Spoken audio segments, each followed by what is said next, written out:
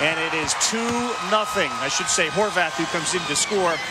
So the mistake costs Florida big time. Deacon Lippett, RBI. Guys, we talk about the errors being made and good teams capitalizing on this. Florida Gators capitalizing on that mistake at first base, and then the big base hit with 2 strikes by Lippett up the middle. He knows the importance of it. Is that 0-2? 1-2. 0-2, 1-2. But he really stayed on the breaking ball. Left on left breaking ball the second time today that Lippett has seen Poche. That time shot it right back up the middle. Well, now Dalton Guthrie, who shot one into right field the first time up. This one on the ground. Kick. Robertson still got to play. Safe! And another error for LSU. What's going on? LSU had been really good in the field, a .981 fielding percentage. Smith makes his 9th error of the season. Defensively, too, I mean, this is one of the better teams you'll see in the entire country over the course of the season, but it has not looked that way so far for LSU today. Josh Smith's probably going to be the shortstop next year, and this one, they're lucky they even had a chance to make this play because that hardly hit his glove, goes right off his shoe. Kramer Robertson in the right spot, but Guthrie, that right foot hits just before the baseball gets to Coombs at first base. So LSU should have been out of this inning twice already. J.J. Schwartz to the plate, who already has a single today.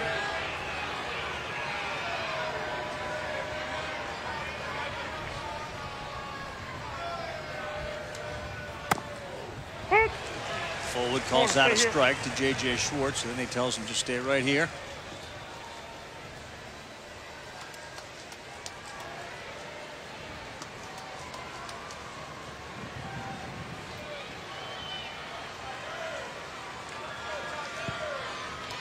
Three errors in the game for LSU. That one is inside.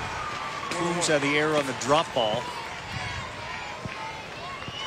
And then Smith, so 3 errors. And you see, I mentioned the Florida streak, 41 consecutive innings. They had had one that had been 30 innings without an error.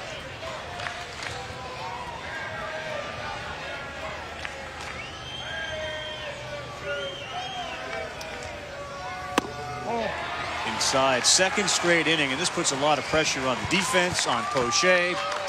But they've had traffic on the base paths. This is green light right here for JJ, and you better be careful. Hit a 2-0 fastball the last time to left field for a single. I'm just surprised that Smith is still playing in a couple steps behind the bag. You have to play deep here. Runner at second. 3-1.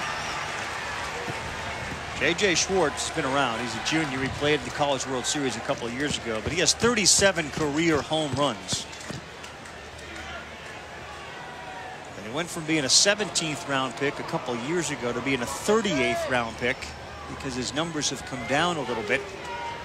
There's a chance you get him back next year. Chance for a big hit here at 3-1, and he was swinging for it.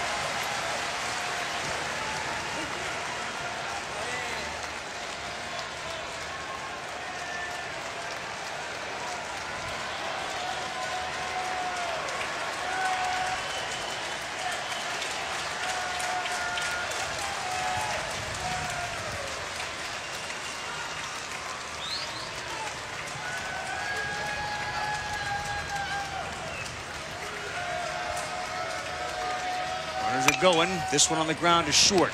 Good hop for Robertson. He sprints over to first. He held the bag. A nearly disastrous play there. I've seen Robertson do it a bunch where he'll take a few steps toward first, but this time give Coombs, who's got a couple of errors, credit for keeping that right foot on the bag and nearly doing a full split to make the play. Whew. There are over 480,000 college athletes. Only 2% would go pro. That means over 470,000 will not get a shoe contract. No autographs. No private jets. No fan clubs. No Hall of Fame inductions. Instead, they will walk away with something much more valuable. It isn't always easy to know where you stand financially. Multiple accounts, investments, insurance. At Northwestern Mutual, we help you see your whole picture, find out what you truly want, and we design a plan to go get it. We help you live life differently.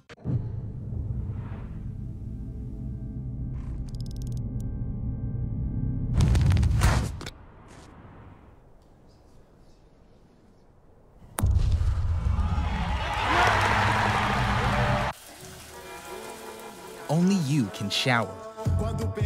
To smell unique. To smell confident.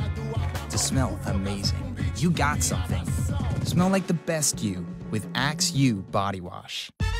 Today we're going to be making a bundt cake. Cake it and bake it. We got to put all the ingredients in a bowl, pour in some 7-Up. Comes out looking like this. Check it out. I got a name for this one. Bubble bundt cake.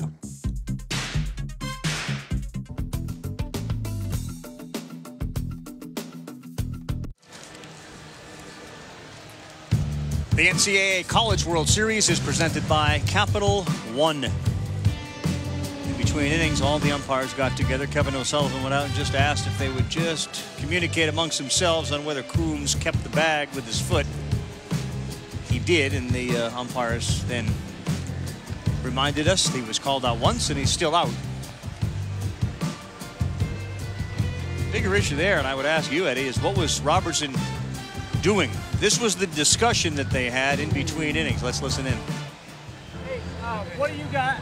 I got him catching the ball, then coming off the base. So catching it, foot on the base. Foot on the coming base, out. right. You got a good angle. What do you have? I got the same thing. I got him standing on there. I got a guy coming. I got a runner. But you got him on the base. Yeah, I can't say that guy's off that bad. I will tell you from my angle. I also created an angle. Yeah. I saw him catch on the bag and come off. Right. What did you have, Greg? I got him on.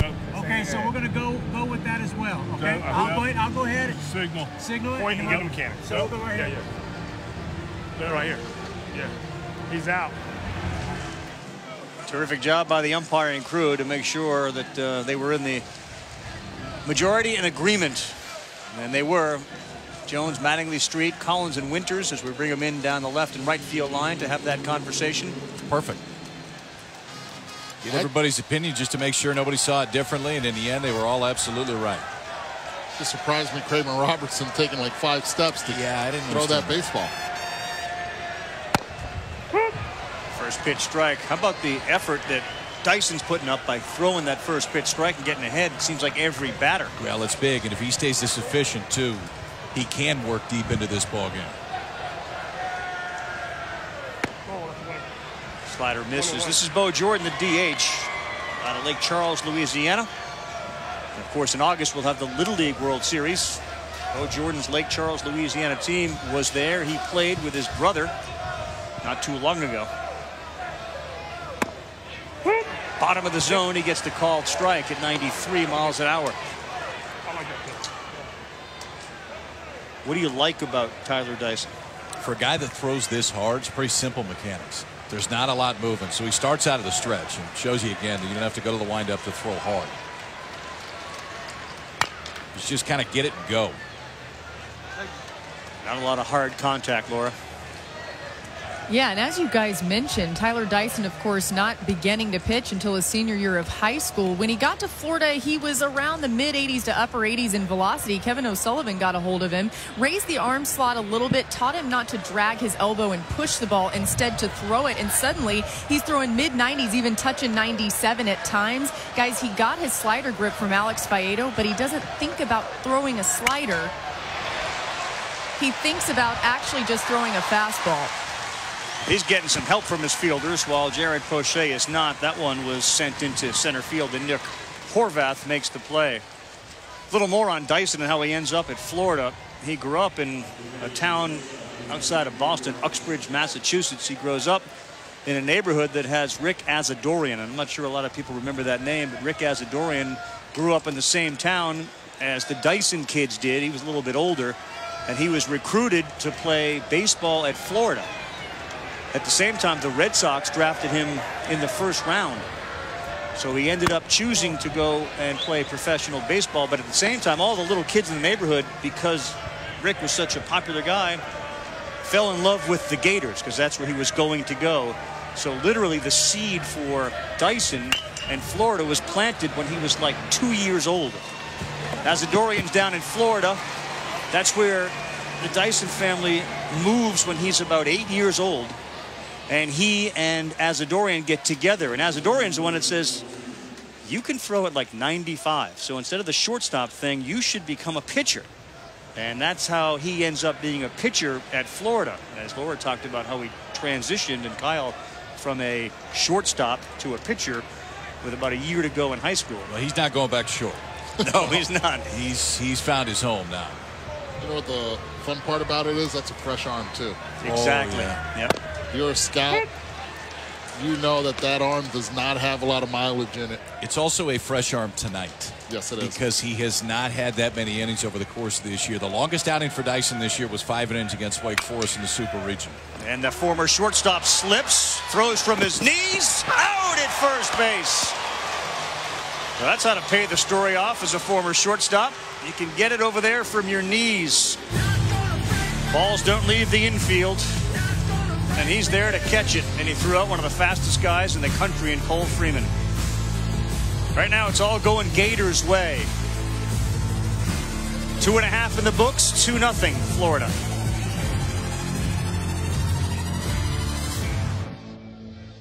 At the peak of summertime, Wimbledon stands proudly as our planet's epicenter of beauty, prestige, and tennis. But don't be fooled, for during this fortnight, Wimbledon reveals itself as the players breathe life into the grounds and the sport's most enchanting championship comes alive. The Championships Wimbledon begins Monday at 7 a.m. on ESPN. When I first started working with Capital One, my dad called them up and asked for the Jennifer Garner card, which is such a dad thing to do. After he gave his name, the woman from Capital One said, "Mr. Garner, are you related to Jennifer?" kind of joking with him. And my dad was so proud to tell her, "As a matter of fact, she is my middle daughter." So now Dad has the Venture card, he's earning his double miles, and he made a friend of the company. Can I say it? Go ahead. What's in your wallet? Nice job, Dad. There's a more vivid window into your games with a stunning 4K display and graphics that bring them to life. Peter, you still with us? The Dell Inspiron 15-7000 Gaming. Dell, as real as it gets. With the Travelocity Customer First Guarantee, your only worry will be that one rogue cloud. Get help with hotels, free 24-hour flight changes, and our price match guarantee. Travelocity. Wander wisely. I do not aim in my hand. I aim in my eye. I do not shoot with my hand. I shoot with my mind. I do not kill with my gun. I kill with my heart. The Dark Tower.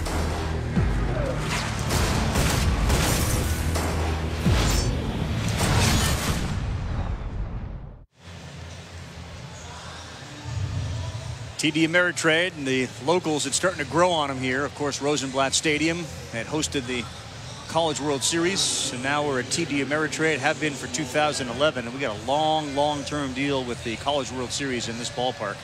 Jake Slaughter has come on to play first base, where he has played most of the time.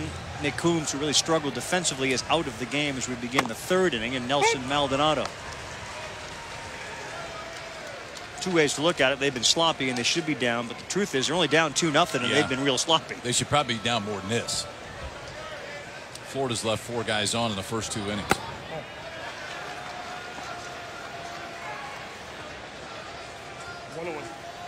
And you watch Maldonado and he gets very relaxed, or he seems to be at the plate. Before that ball comes in, he gets into a real good hitting position, doesn't he? Back up the middle, he's got a hit. He's comfortable at the plate. Sees the ball really well off Poche. March 25th. Had a very good game against him also. And what he does, he stays up the middle the other way. We saw that fly ball to right field earlier. And there, right back up the middle. Trusting his hands. Holding that bat light, comfortable. Gets that leg kick up. And once that foot comes down, just shoots it right back up the middle. Leadoff man aboard, India. Talked to Kevin O'Sullivan. This is the guy that he says may have the most upside of anybody in this lineup. And why do you think he says that, Kyle? Well, offensively, and the numbers might not play it out this year. India hitting 269 coming into the game with 6 home runs, but he's just a guy that Kevin O'Sullivan thinks is going to continue to grow as a hitter, and defensively really thinks that he can stick at third base. We'll see if the power is enough, but offensively it's a compact swing and it hits the barrel a lot. He did it again right there. 2 more hits for Florida here to start this 3rd inning. Florida 7 hits, Laura, right now as they're tattooing Poche. Yeah, and they may think it has something to do with a little thing they call the Rally Cup. This happened last night. Alex Faedo and company had this cup, and it got slapped out of their hands by Lars Davis. They decided that was their rally cry. So they took the cup, they bagged it up in a nice plastic bag last night, decided they needed to keep it with them. Alex Faedo has dubbed himself the Lord of the Rally Cup. He is keeping it very safe. There's a few random sunflower seeds in that bag. They don't know how it got there, but they're going to keep the bag safe from the wind. Below the bag, there is a little circle guarding it. There's a little piece of beef jerky in there. They said that's because the cup gets hungry sometimes, so in case it needs a snack, no, it's ready to go. No, cups don't get hungry. They just don't. We're all good, and then the hunger thing. That's, you got to draw the line at some point. They have fun. Every college team. We saw Arizona last year, Vanderbilt certainly in years past. Personalities of college students, outstanding. Creativity off the map. So 2 on. Now you got a chance for Langworthy to move them up. They had taken away that hit in the 1st inning, so 6 hits allowed, not 7, by Jared Poche. He's in the 3rd. He's got a pitch count creeping towards 50. Langworthy squares again. He has not been asked to do this very much this year. Just 1 sack bunt on the season for Langworthy. Yes. It looked like it there. Very uncomfortable when that pitch is coming in. The approach, though, he moves up on the plate, does everything well except that. You wouldn't ask him to do that again, would you, after what you just saw? I would not. Not with 2 strikes. Second time that Langworthy is seeing Poche. He flew out to left his first time up. So Poche has had to work real hard, and not all of it has been his doing here through 3 innings.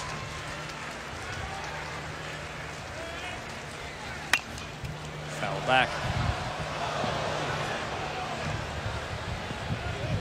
Depending on the team and the coaching philosophy, some utilize the bunt a lot, sacrifice a lot. Some hit and run, some safeties. These are not teams, I think, that you would put in the they do it all the time. But it is something you wonder why they don't do it better. Why don't you? Do you practice it? Why don't you practice it more often? To get a bunt down, just if you're going to be asked to do it. They practice it plenty. Florida doesn't do it a ton. Just 25 sack bunts over the course of the season, so they're not asked to do it much. But during crunch time right now, very important run on second base. Very important run. You have Mike Rivera on deck, a contact hitter. You can also squeeze. You know, the Major League Baseball theory, it's almost as if it's shifted. They never do it. We don't do it. We're not giving them away. It trickles down a little bit. But the inability to do it on the ground to first and foul, the inability to do it when you want it, feels like it's a frustrating endeavor. And this isn't the only time we've seen it here. The inability to get a bunt down. Yeah, I mean, for me, what I saw from Langworthy, I would not ask him to do it again. Right. It just, he did not look comfortable doing it. And offensively, I mean, he's already hit a home run in this tournament. He hit it off the fair pole to left field. I wonder what the coach thinks, though. Can we get a bunt down? And then, then the reverse is, well, how often do we do it? How often do you ask him to do it? I promise you, Kevin O'Sullivan won't be excited about the approach. 2-2 beats that one into the ground. High hop. Only 1 play for Freeman. It's the same thing. Moves the runners up by getting the ball on the ground on the right side. Thursday, 7 p.m. Eastern time, right here on ESPN. Minnesota Twins, Paul Malder's team, once again having a good season. They take on the Red Sox in the final game of that 4-game set. It streams live on the ESPN app. Minnesota Twins and the Boston Red Sox, Thursday, 7 p.m. Eastern time. And of course, on the Major League level, this Sunday we'll have our All-Star Selection Show on ESPN at 7 p.m. Eastern time. And we start focusing on the Home Run Derby which comes up on the 10th. So Langworthy moves him over, and Rivera, who's been real clutch, looks like they're going to intentionally walk him. I like this play.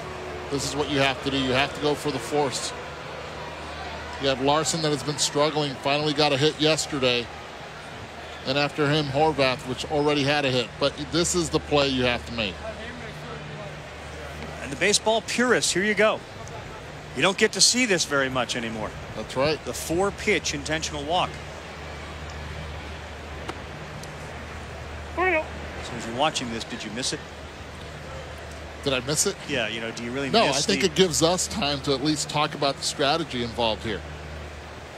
So, yes, I do miss it. You do, because I do. Less time for you to talk. No, it's not about less time for me to talk. It's about talking about strategy. I love the part that Jonathan India, going from first to second, he got in the throwing lane. Did you see Freeman's look, too? Yep. His initial thought was to throw that ball to second base. It was the throw, but that's what created the throw to first base. That's a heads-up base run. Those little things go unnoticed. You don't find that in the scorebook. No, you don't. We're going to find it in our truck pretty soon. You're going to be able to see it. But first, Ryan Larson bats with the bases loaded. He flew out to right. And my goodness, has Florida had chances here in the first 3 innings?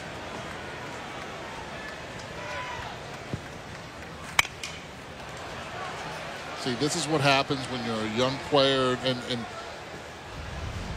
watch the lane here. When he's running right there, see how he opens up, gets in that throwing lane, and Freeman cannot throw that ball to second base. There's no angle to throw that baseball. He changed the route. Perfectly done by Jonathan India, changing that route. He's at second base, Maldonado at third, and Mike Rivera sits there at first after the intentional walk for Ryan Larson, the senior out of Orlando, Florida. Time that ball's up in the zone, Larson is hacking away at it. Time for that curveball in the dirt. Yep. 1 for 18 at this College World Series. Florida up 2-0, up 1-0 in this best 2 of 3. They get a win tonight, and they will claim their first College World Series baseball title. LSU's won a half dozen of them. LSU's been here 18 times since 1986.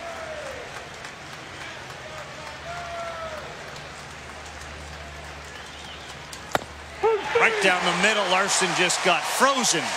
And a big pitch from Poche. He attacked him. It's pretty clear what Larson was looking for, too. Looking for that 0-2 curveball, and instead Jared Poche throws it right down the middle, and Larson just can't pull the trigger. Big pitch for Poche right there. That's a spot where you absolutely need a strikeout on the mound. So the 9-hitter Nick Horvath, who singled and scored, is regarded as one of the better defenders, which is why he's playing, why he's batting 9th. Kevin O'Sullivan has pushed the right button so far in Omaha. Last night he said we needed Singer to go deep and hand it off to Michael Byrne, their closer, and that's exactly what happened.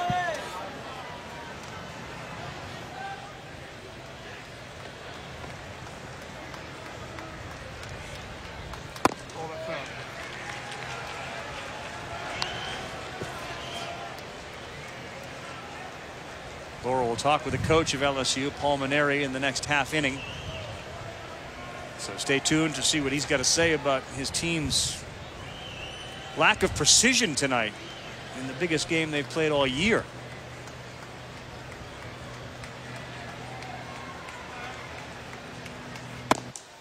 And now 2-0.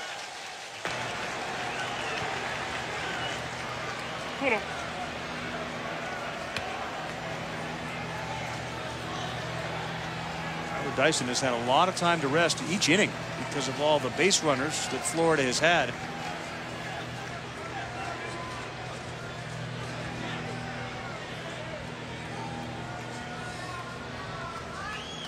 Oh, 3-0.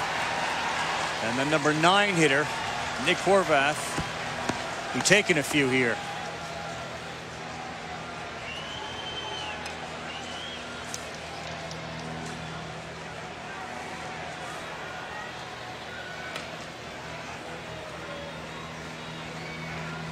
Horvath is a 179 hitter this season. There's one. I have him swinging here. 3-1. After his last at bat, hit it hard on a line drive base hit. Why not? Here we go. 3-1. You have him taken, Kyle? No, I'd let him hit. I would let him hit.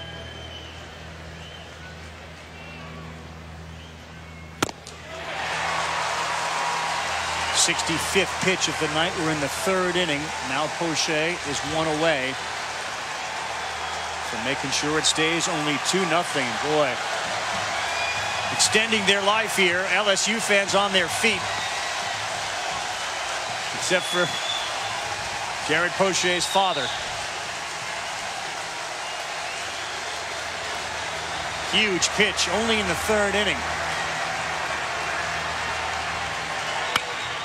Popped up and out of play.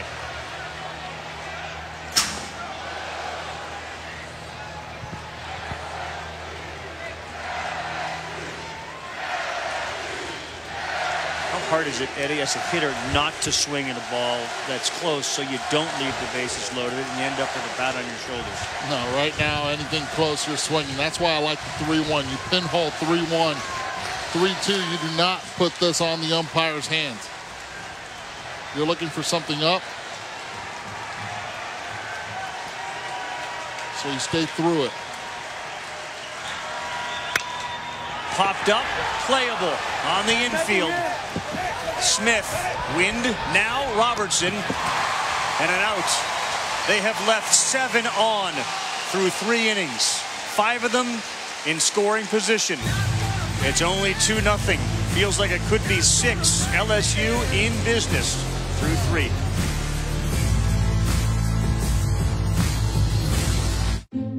It seems like every financial company talks about investing your way to wealth. But what about protecting what you're building right now?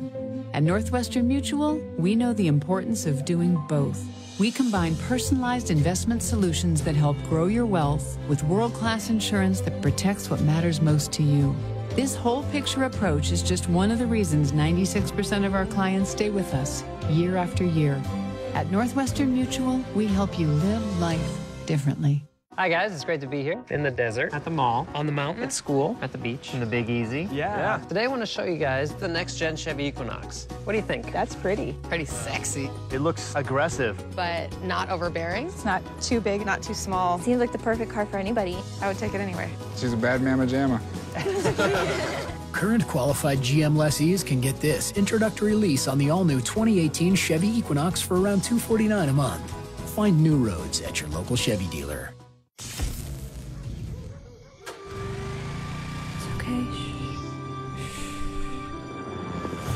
Inconsciente, a été transportée à l'hôpital. Aí, Pedro, preciso de você na caixa, Davi, ajuda ele. Vai, Doni, tu先把那弄上，对。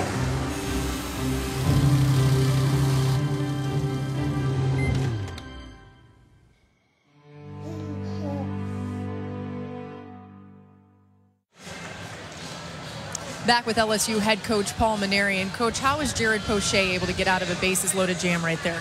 That's what he does, you know. I mean, we haven't given him much help on defense, and he's had to throw a lot of pitches. You know, you got 2nd and 3rd, 1 out. We do the intentional walk, and then he gets a clutch strikeout and goes 3-0 on the next hitter and gets out of it. He's done that his whole career. That's why he's Mr. Clutch. All right, thank you. Thank you. Carl. Yeah, the intentional walk did work. Eduardo loved the move, and it paid off, even after falling behind 3-0. Well, they've done it a little different ways today. For Tyler Dyson, hasn't struck anybody out, hasn't walked anybody, just 31 pitches and 3 scoreless. And for Jared Poche, 6 hits, he's walked 1. Florida has left 7 guys on in the first 3 innings. Poche's given up just 2 runs. He does have a knack of getting out of those type of situations, but at some point you're going to get burned. He's really kept it to about as much of a minimum from a run standpoint as he possibly could today. Once again, Dyson gets ahead 0-1. Tyler Duplantis, an interesting story himself athletically. Comes from a tremendously athletic family. This left fielder, the sophomore from Lafayette, Illinois pops this one up to center field, and Horvath is there for the out. Duplantis comes from a family of pole vaulters, of all things. His dad was one of those alternates on the Olympic team that boycotted the Olympics back in the 80s. His brother has set a world junior record of 19 feet 4 inches, and while many have basketball nets in their yards and maybe a place to hit some balls into a net, he has a pole vaulting pit in his yard. Mom was a heptathlete. Pole vaulting party at the Duplantis house. What was it you said the other day? You would have to sign a waiver if you're going to go visit the house? You have a birthday party. You got to sign a waiver before you come in. Have fun. Thanks for the present. Can you please have your mom sign down at the bottom before you come inside?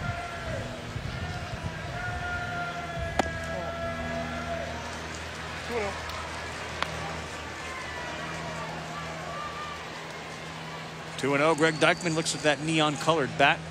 He's had the neon colored bat since he was a freshman. When he first arrived, he wasn't sure he was ever going to get a chance to use it. Become one of the most prolific hitters in LSU history.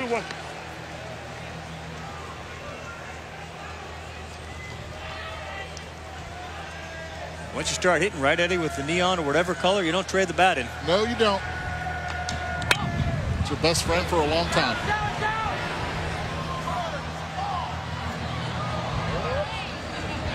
Hey, one thing, for the 25,000 plus that we have on hand tonight, they're waiting for a reason to explode, and Tyler Dyson has made sure they haven't had one. It's been a lot of soft contact tonight. LSU just has not. They have not looked comfortable at the plate yet against Dyson. 2-2 inside. 3-2. Guys, Kevin O'Sullivan said he had the perfect guys to give a pep talk to Tyler Dyson, Brady Singer and Alex Faedo before this game. Singer said, hey, beware of the crowd. They're louder than I've ever heard before, but he said you can quiet them if you throw strikes. Well, he's been doing that. This one looks like it's going to get to the seats. Dalton Guthrie, don't dive over there this time. It's in the seats. That wind really took over. Guthrie went after it like he did last night early, and again, this is the shortstop who's been dealing with the back spasms. I've never seen somebody go into a full sprint. This one had no chance to stay in. Last night's did, and this was early in the game. Look at how far he ran and then dove and ate a bunch of dirt that he was telling people even after the game he was still finding little pieces of in his mouth. That set the tone. Set the tone yesterday for the fans to quiet down and the Gators to believe. Well, there's the first walk issued by Tyler Dyson tonight. It's to Dykman, and because they've been so fortunate in keeping these base runners from scoring, all of a sudden you get the tying run coming to the plate.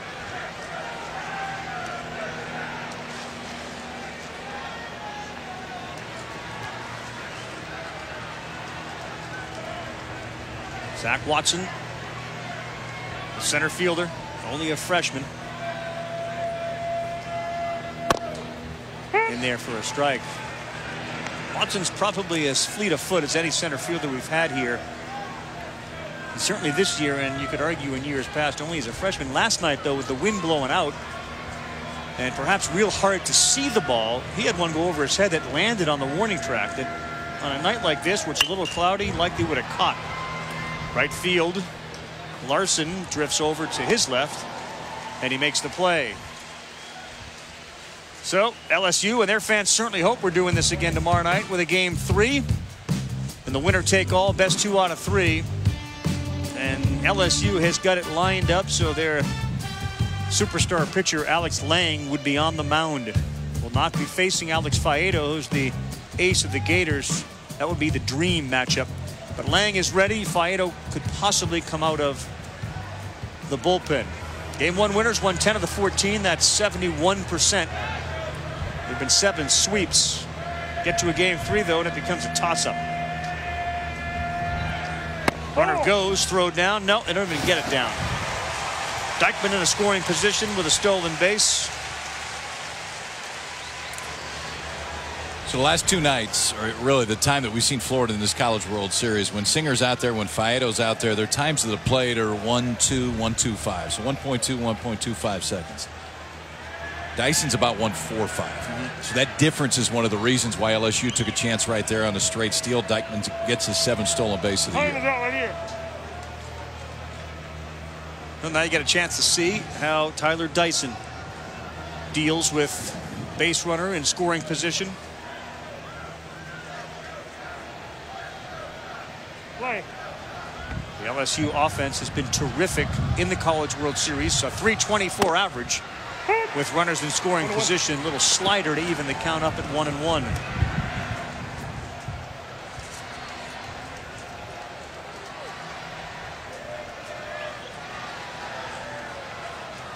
That idea that Laura brought up too, Kyle, is Kevin O'Sullivan's going to come on up and talk to his freshman.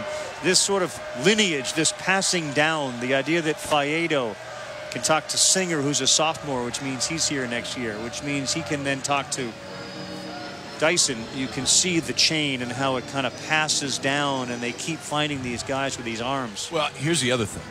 When you have that guy that you can learn a slider from, so Dyson's only been pitching a few years, and we know the arm strength, and he's actually had very good control this year for a kid that hasn't pitched that long. But to learn a slider from a guy that may have the best collegiate slider in the entire country, that's a decent guy to learn that pitch from. You think?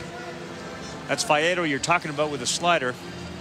It's hard to emulate what Singer does. Singer may have. Would you consider better stuff that even Faedo does? Just raw stuff. Yeah. That is. Yeah, I think some nights you're absolutely correct. They're doing it with 2 pitches too. That Fastball, changeup is irrelevant. That's the impressive part. Yep. Fastball, slider for both. All right, so after a meeting with the coach, O'Sullivan back to work, 1-1 in there for strike 2. So's this guy tonight. Fastball, slider for Dyson. We have not seen him throw a changeup yet. 1-2.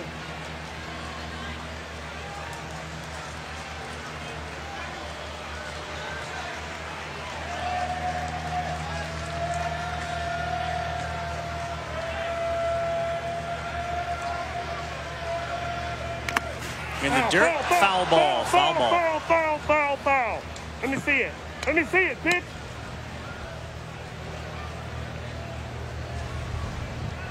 I don't think anything's getting by Troy Fullwood tonight.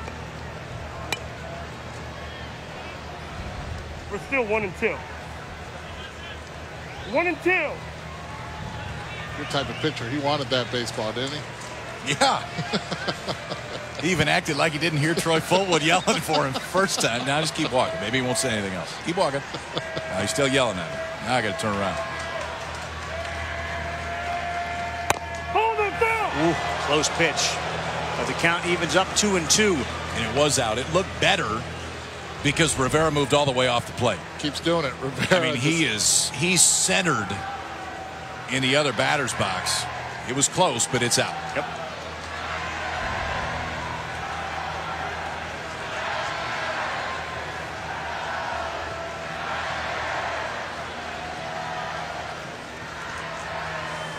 Smith was the guy that last night hit that ball to center field that Horvath fielded and threw him out at second base.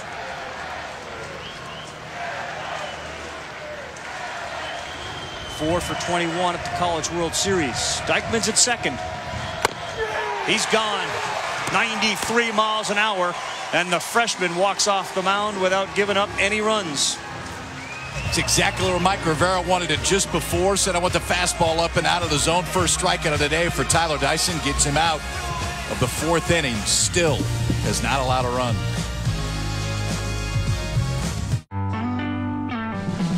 Don't you worry, my child. Everything's going to be just fine.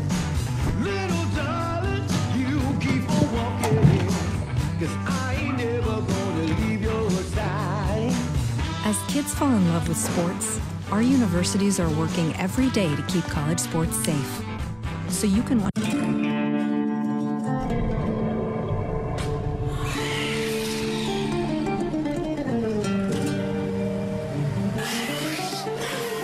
Nobody does underwater stunts, Sylvia. Except me, of course. This is my style. Adios. If you're a stuntman, you cheat death.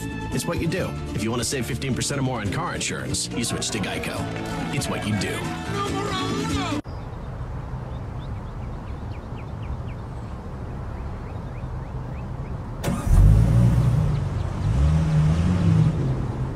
Visit your Volvo dealer today and get up to $4,500 in allowances. Sold! Next up for auction, we have the Miller family, the kids, social security numbers, the mother's maiden name. Let's start the bidding up to $200. Give me $200. Your information could be out there, just waiting to be auctioned off on the dark web.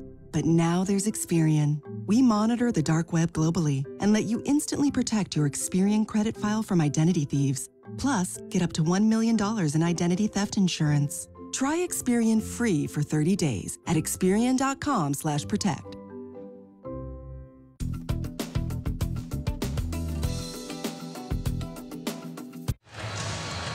Back with Florida head coach Kevin O'Sullivan. Coach, what can you say about the job that Tyler Dyson has done so far?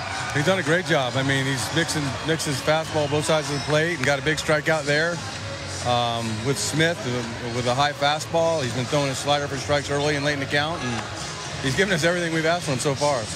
Plenty of opportunities offensively against Jared Poche. How can you get a little more going? Well, we're putting ourselves in good position. We just got to have another good at bat here or there with runners in scoring position. You know, we're having good at bats all night. Just the bad ones have been at the most inopportune time, it seems like. So just keep doing what we're doing, and hopefully we get another couple big hits. Thank you. Thanks, Laura. Carl. All right, Laura, thank you. Say this about Kevin O'Sullivan. He's here with his two children, and he's been very loose this week. Have you noticed that about him? Yeah, I agree. He absolutely has. And if I had 4 different guys I could throw out there that are throwing 92 to 95, I'd be pretty loose too. It's his younger daughter, Peyton. His son, Finn, has been here. They've been everywhere. I mean, they're on the field before the game. They're throwing, they're playing catch. He's playing catch with them before the game. He had Finn throwing batting practice before the game off the field. 0-1 jam shot. Robertson's going out. Is anybody going to get there? Caught by the left fielder. Good hustle from Antoine Duplantis. Yeah, so this is pregame, and that's gotta dive. That's number half. That's we gotta dive. Finn. He's got to dive for everything. Peyton's out there whacking away at Nick Horvath. You're not getting a lot of this, you know, like 10, 20 minutes, 30 minutes before a game in most places, but we're getting it here. And there's Peterson calling the strike on the pitch. Yeah, he told me I had to be the umpire. Pretty big zone. Told me, guy swung. Kevin O'Sullivan's been here 6 times.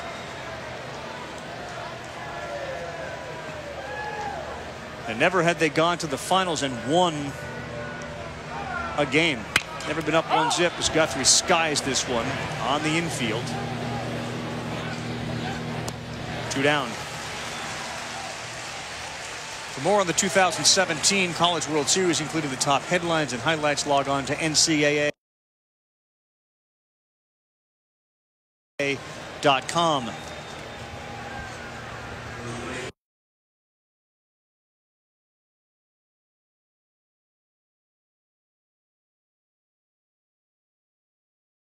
Orange, a little more Florida colors on the outside. The LSU fan walked in as soon as the gates opened, and they were around the outfield as Paul Maneri took a lap. Jace Robertson of Duck Dynasty fame, he's here tonight, so he went out there and talked to some of the fans and signed some baseballs pregame. They make it festive, there's no doubt about it. But what a difference as far as the decibel level tonight. I do think for Florida, even though you haven't seen it in this setting, they have seen it at Alex Box. So you know the environment potentially you're going to be playing in because they do it in Baton Rouge every other year. Well, it's a real tribute to the fans of the Tigers. It absolutely is. It really is. They travel and they show up and they cheer and they celebrate and they get there early. Who wouldn't want to play for a program that has the fans as rabid and as enthusiastic as this? It's a real appeal, I would think, to the college student.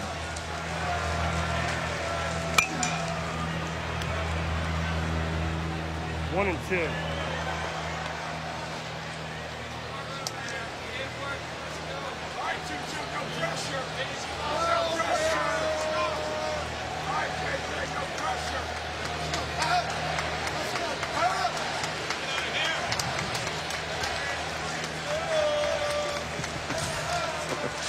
Florida likes nickelback. What's wrong with nickelback? Everything.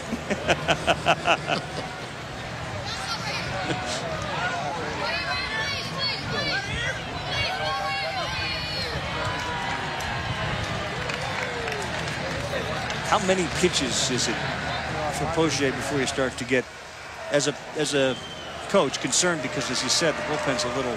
Zach Hess is kind of where they want to go. 100 is the number that I think you would look at. This is kind of an arbitrary number. Third base. That's caught. Caught on a line.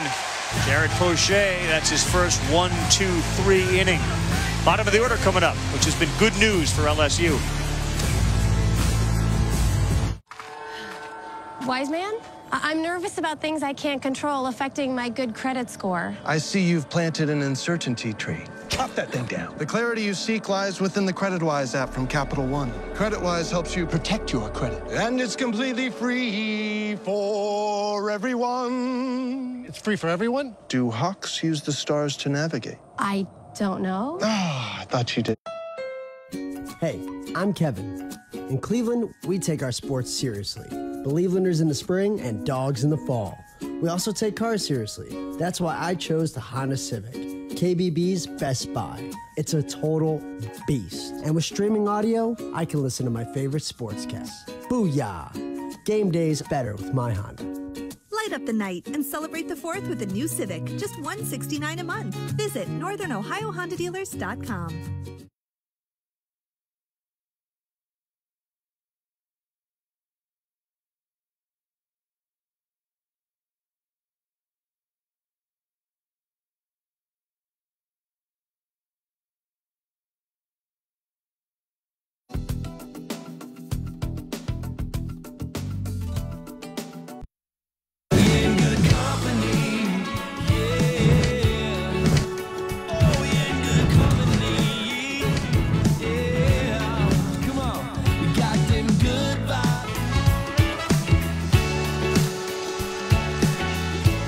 Welcome back to Omaha as you take a look at the logos of the schools that were here this year, and only 3 have won national championships in football, basketball, and baseball. Michigan, Ohio State, UCLA, as Florida is attempting to join that list with a win. Good inning for Poche. See if they can start with some offense. Slaughter bats for the first time as he came on to replace Nick Coombs at first base. Dyson, who picked up his first strikeout of the night, starts off with a ball.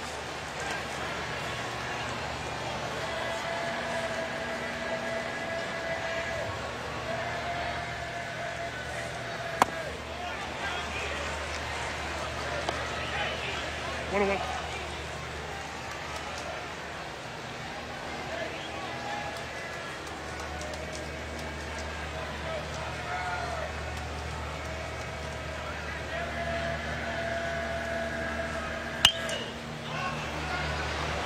Is going to go over the dugout and into the seats. So in recent years, Virginia, Vanderbilt, last year Coastal, but Florida, there do appear to be LSU like pitching factories where you just produce pitchers. And the appeal for a high schooler who wants to go to a college to become a pitcher, is there a long list or a short list of places where they develop and then move them into the pros? Because we've seen Vanderbilt do a bunch of them, Florida do a bunch of them. Yeah, there's those that have been more consistent at it. LSU as well. Yep. Oh. Florida clearly is one that comes to the forefront, especially in the last few years. I mean, the pitchers that they had drafted last year, and I think ultimately the guys that will pitch in the big leagues, but LSU's had their share. Nola, Gosman. Yep. Didn't get the call on a close one on the 2-2, and now he goes full 3-2. Philadelphia Philly fans have a very high pick, #1 next year. Looking at Brady Singer, they certainly have watched the College World Series with interest. Faedo went to the Tigers, 18th overall. So that one's pulled foul.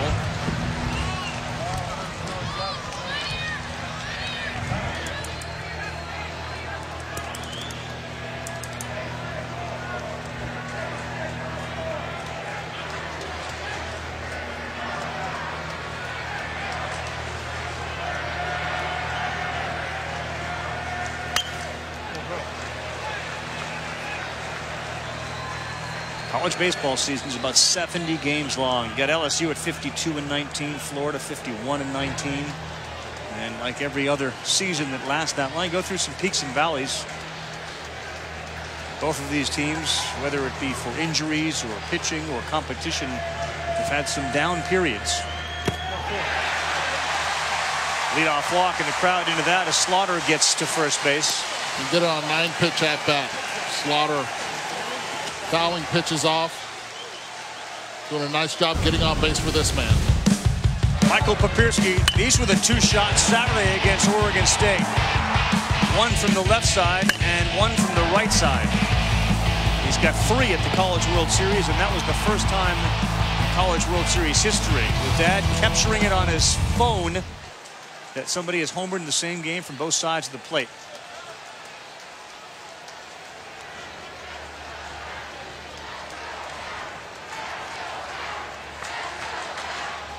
Nice bat speed on the inside part of the plate. Yesterday they attacked him away.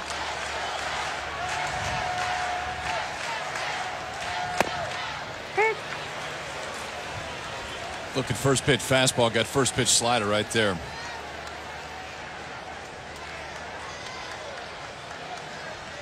Michael Byrne makes his way down to the bullpen right now. Michael Byrne's the closer, got his 19th save of the year yesterday.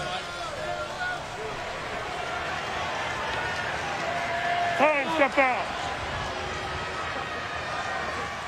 Guys, Kevin O'Sullivan said he could go as early as the 6th inning to Michael Byrne, and then he said Jackson Coar put something in his mind. He said if they're up by a couple runs, maybe 3 runs, maybe even less, Jackson Coar could come into this game at some point after Byrne pitches a couple innings. I think the decision is, if you have a chance to win the whole thing tonight, do it. Win it. Or at least do everything you can to win it tonight. You worry about tomorrow if it doesn't work. But his point was, if I only need Coar for 2 innings, and the Coar that we saw the other day for 2 innings was lights out. I really like the strategy. Well, I like the strategy too with Alex Lang. If you're Florida, got to pitch for LSU tomorrow night, and that's why. I mean, it certainly tips in the favor of LSU. Absolutely, it does. You look at Byrne prior to the College World Series, his last 5 outings, 2 innings, 3 innings, 2 1/3, 5 innings against South Florida, 2 2/3 against Marist. They actually considered starting him. He threw 28 pitches last night, though, and that's got to be a factor. 1-2 Papirski. First base, tough play. Pitcher covers, they get the 1 out. Saw Schwartz range way to his right. Lippett was there, and Dyson does a good job getting over to first. It's a nice job by Dyson making sure he gets there. No hesitation whatsoever. First baseman tries to make the play, but Lippett is right there to make it. Nice throw, and you always have to check the runner, the lead runner.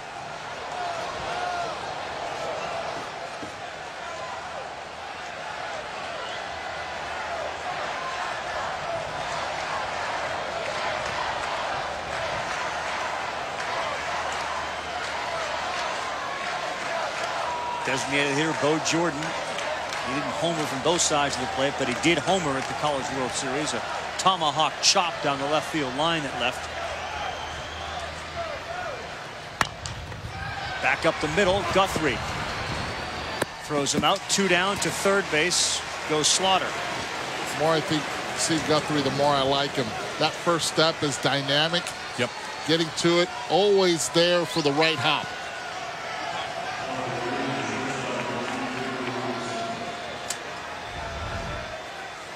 Watch him in the corner of your screen. Takes that hop. You can tell now his back is feeling better. Plays the hop perfectly. Makes the exchange. Perfect throw to first base. Watch the first pitch of this at bat. We've seen Kramer Robertson be really aggressive on first pitches all the way through this College World Series. I'd be surprised if he gets a first pitch fastball here. He has been Mr. Clutch in a lot of ways all season long for LSU. Good. Inside, called strike 1 at 93. Missed his spot, was trying to go fastball away. It came all the way back in and had such good movement that Kramer Robertson gave up on it. Don't forget the last 2 hits Robertson has had have been on breaking pitches.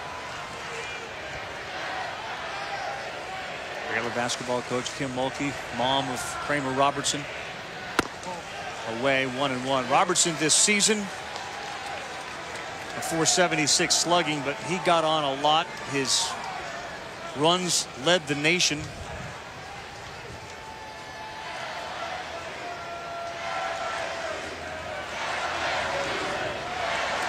A hit would cut this lead in half. Beats it on the ground to Short. Guthrie throws him out. Robertson is 0 for 3. Runner stranded at third. 4.5 in the books. Only 2 hits for LSU. There's a more vivid window into your games with a stunning 4K display and graphics that bring them to life. Peter, you still with us? The Dell Inspiron 15-7000 Gaming. Dell, as real as it gets.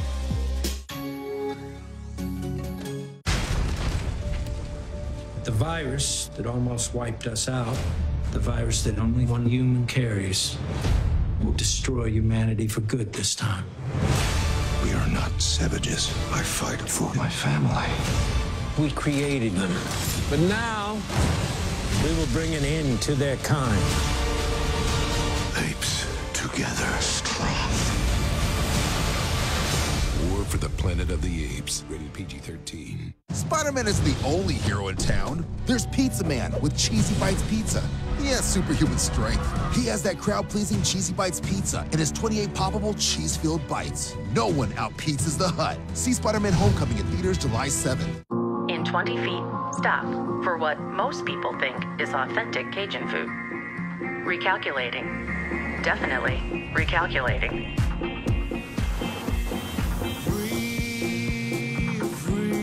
Recalculating. Set me free. Recalculating. In 230 miles, you'll arrive in New Orleans to authentic jambalaya, alligator, and etouffee. You know, when you land a perfect knockout punch, it just feel good because, you know, when you hit the guys, it's like you can feel in your arms and like the guy knocked down and you realize, oh, it's the time, you know, the fight is gonna be done. Saturday 9 Eastern Time live on ESPN. ESPN Deportes and the ESPN app. Manny Pacquiao will take on Jeff Horn. We'll be in Brisbane, Australia for that. So why are we showing you this, Kyle? Maybe this is the next guy to take on Manny Pacquiao. Bud Crawford, number 6 ranked pound-for-pound fighter in the entire world. Sold out to CenturyLink Center 3 times. Madison Garden the last time, but Omaha born and bred, 31-0 with 22 knockouts. The WBO, WBC junior welterweight champion. Got a big 14-hour time difference between Brisbane and the East Coast of the United States. But and again, 9 Eastern Time live on ESPN for Manny Pacquiao and Jeff Horn. Of course, SportsCenter coverage following the fight as we begin the bottom of the 5th. Jared Poche only down 2-0. He has thrown almost 80 pitches. Nick Horvath has gone out to start to throw in the Florida bullpen.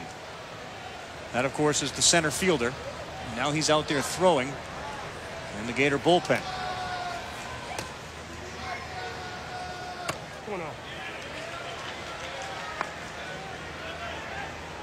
He's scheduled to hit 6th in the inning.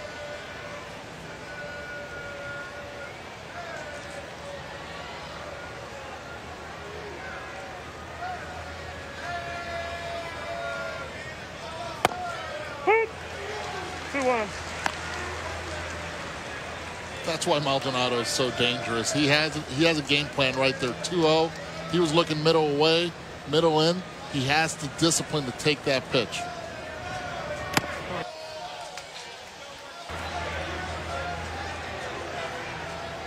Tell you what, for as inconsistent as Poche has looked today, it's pretty telling just about how many jams this kid has the ability to get out of that he's only given up 2 runs. And you heard Paul Maneri talking about it earlier, that it's just kind of the way he works a lot of times. That time, 3-1 fastball catches the inside part of the plate. There's not a lot of times that Poche pitches that it's comfortable. But usually when you look up at the end of the day, he's going to give you a chance to win. And he has not had his good stuff today, but still, it's a 2-run ball game here in the 5th.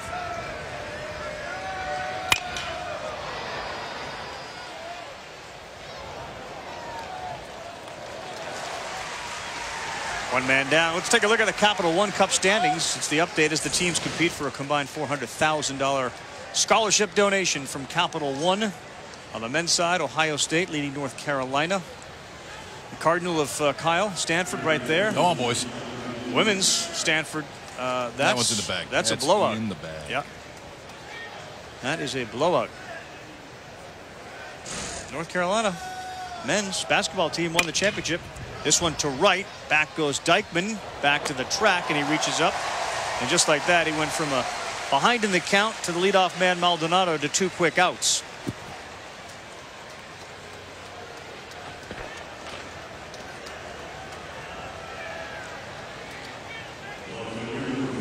The two-way player in baseball, Horvath, the one that we're highlighting tonight, but they have certainly made big impacts. Brendan McKay, we mentioned earlier, signs a contract with the Rays, agrees to a deal for $7 million. He was here this week playing for Louisville. Saw Tyler Holton do it this week for Florida State, who I cannot wait to see that kid next year. Going to be good. Tyler Holton can really pitch. Mike Martin was here again, Eduardo's former coach at Florida State. 22 times, and they have yet to win the whole thing, but they keep coming back. Called strike, 1-2.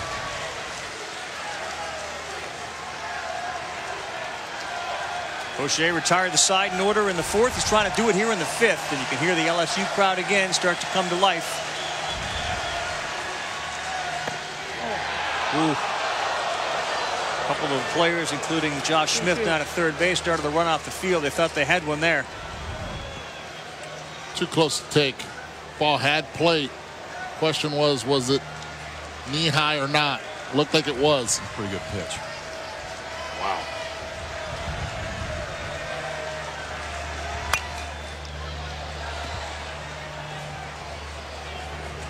Langworthy just does not seem like he can get to a fastball on the inner side of the plate right now at all. Yep.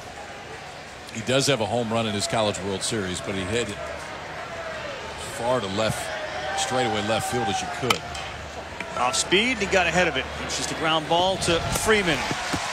Freeman will lead things off. LSU once again trying to get something going. Only 2 hits.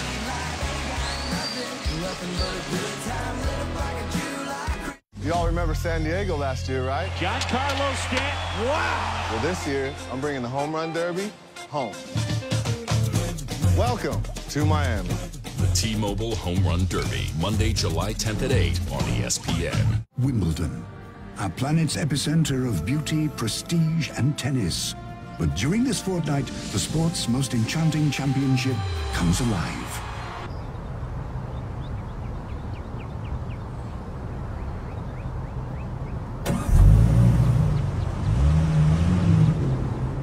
Visit your Volvo dealer today and get up to $4,500 in allowances. Sold! Next up for auction, we have the Miller family, the kids, social security numbers, the mother's maiden name. Let's start the bidding up at $200. Who'll give me 2 and 10? Your information could be out there, just waiting to be auctioned off on the dark web. But now there's Experian. We monitor the dark web globally and let you instantly protect your Experian credit file from identity thieves. Plus, get up to $1 million in identity theft insurance. Try Experian free for 30 days at Experian.com/protect.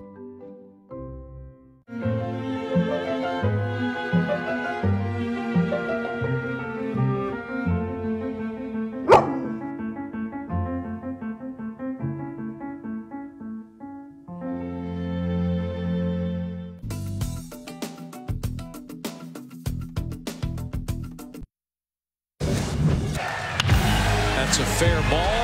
The Bruins have done it. They win their first ever national championship. Ripped to left field. It's gone, and Vandy's victorious.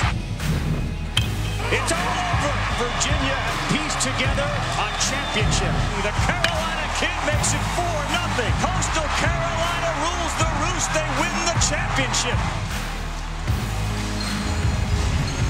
Recent champions here in Omaha at the College World Series.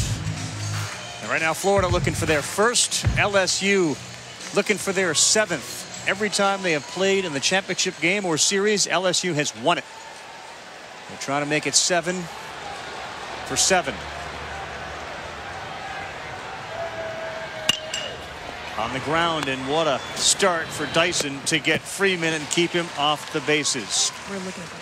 Last time, 2011, we had an all-SEC championship. We got that again tonight, which makes the conference very proud. For more on that, here's Laura. All right, thank you, Carl. And here with SEC Commissioner Greg Sankey. Now, Greg, when you think about the fact that we've got 2 SEC teams here in the College World Series Finals, what do you think it says about the strength of the league? Well, it's a tribute to the 2 teams and our coaches, but I think it's a compliment to the entire conference. They've played through an entire season against 12 of their competitors. They've come out on top in our league, and they're on top nationally, and I think that just shows how they've been prepared. So it's an honor, really, for the entire conference, I think, to have both LSU and Florida in this championship series. You mentioned the coaches. What comes to mind when you think about Paul Maneri and Kevin O'Sullivan for these 2 programs? Well, they're incredibly thorough, and what they've done from a pitching standpoint, preparation of their teams. They've won over time. This is not something that's new. They're well supported by their campuses. Joe Oliva at LSU, and now Scott Strickland is the athletic director at Florida. Have done tremendous things, and then they recruit and develop talent, and you see it. You see it through the season and tonight, and what we've seen in this Omaha series. All right, thanks so much, Commissioner. And guys, we're going to get him some snacks, okay? I think he's a little hungry. You got a good seat tonight, sitting down there in row 1. That's a proud man tonight, and he should be. I mean, there is no, we can have the debate about what's the best baseball conference, and that'll go back and forth. But the reality is there isn't a league as a whole that makes more of a financial commitment to the game of college baseball than the SEC. Just top to bottom. Kentucky's building a $45 million stadium now. Florida discussing potentially a new stadium down there. LSU was one of the first to go all in on this thing when the new Alex Box came in. But top to bottom, the league truly has a commitment to this sport. 3-1 coming to Antoine Duplantis. 3-2.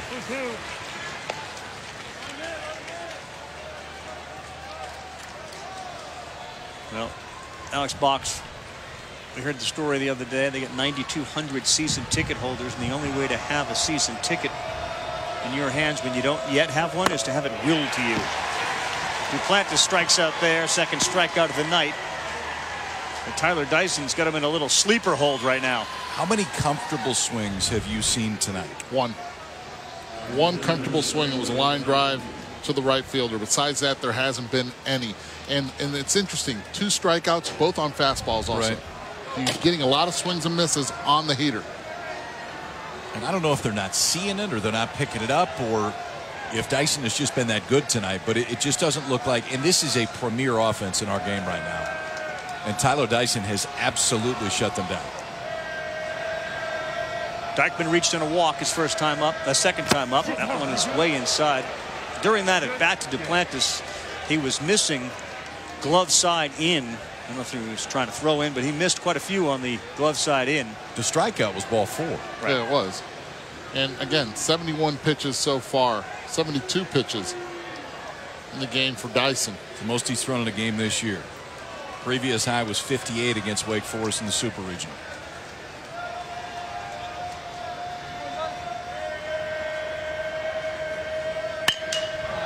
Center field, no. Horvath is under it. Tonight, the pop-up is a graveyard. Earlier this week, they were leaving the yard to the seats. Dyckman, more frustration for LSU, 5.5 in. Americans, 83% try to eat healthy, yet up to 90% fall short in getting key nutrients from food alone. Let's do more. Add One-A-Day Men's, complete with key nutrients we may need, plus heart health support with B vitamins. One-A-Day Men's in gummies and tablets. Schick Hydro, protecting mankind one face at a time.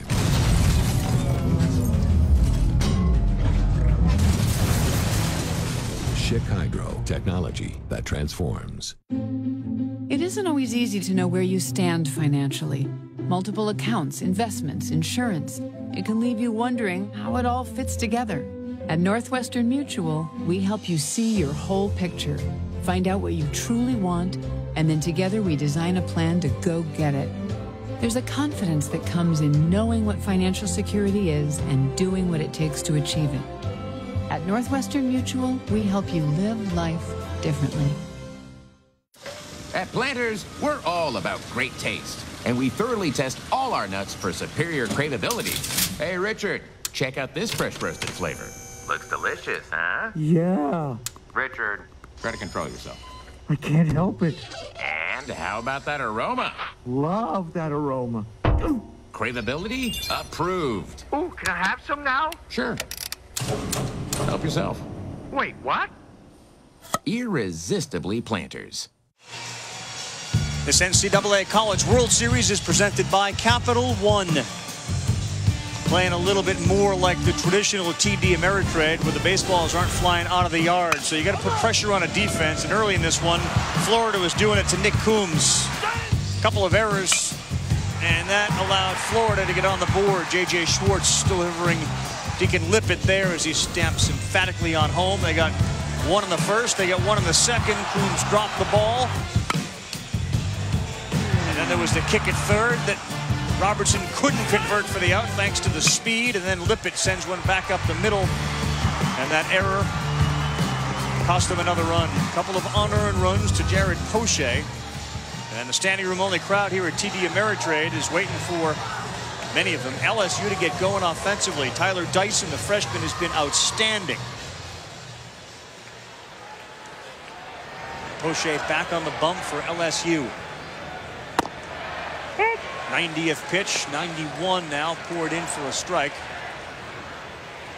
Mike Rivera, Ryan Larson, Nick Horvath. The Gators trying to win their first College World Series title. They'll be just 9 outs away once this inning concludes.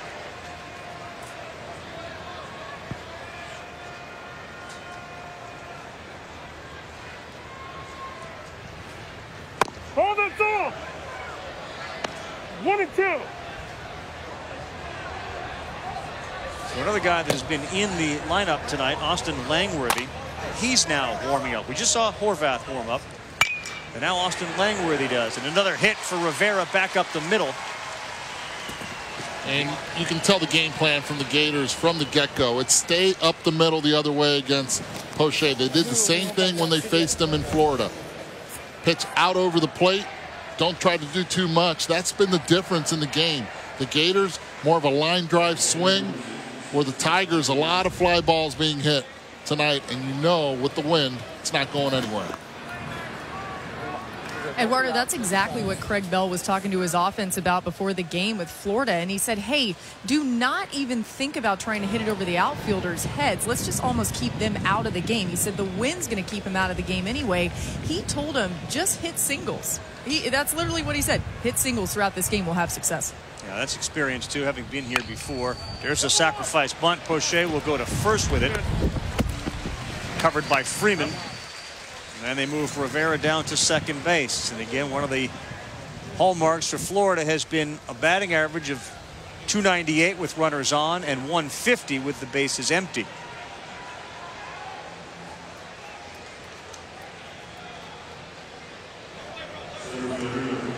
So Horvath, who had warmed up last inning, is now at the plate. Langworthy, who has thrown 5+ innings in the postseason and is in the lineup as a left fielder, basically just walked from left field to the bullpen and started throwing. I don't know if either one of them are going to throw, because if Dyson comes out and gets you through 7, to me it becomes Byrne and Kowar's game.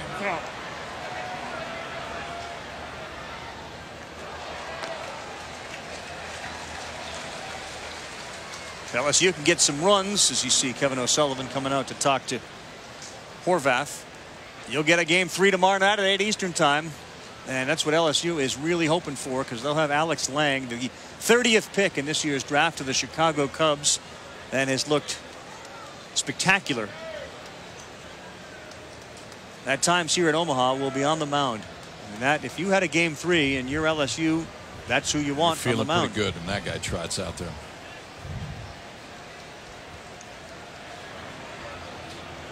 Will they be able to get there? 0-1 to Horvath. Jammed down the line, but fouled by a couple of feet. For a guy that came into this ball game hitting 179. Nick Harvest taking some pretty good swings tonight. Singled in the second inning with 2 outs, came around to score the second run of the ball game.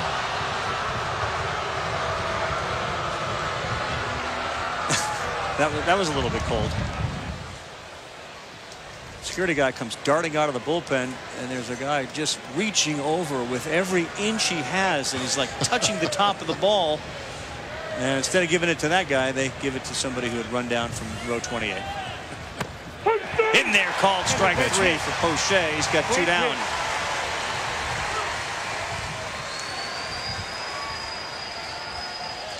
Can't give up on it.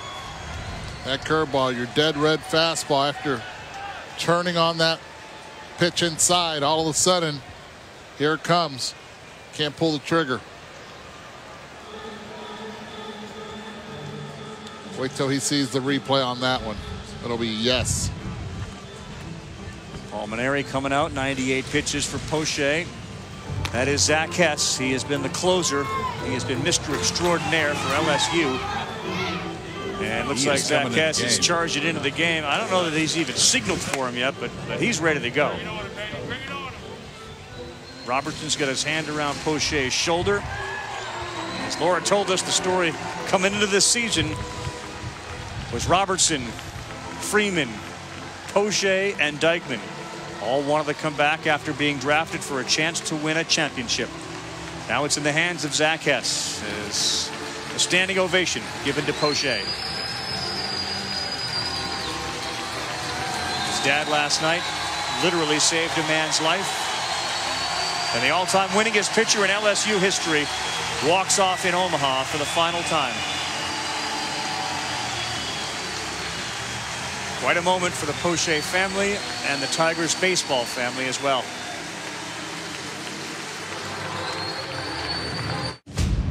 Where are we going?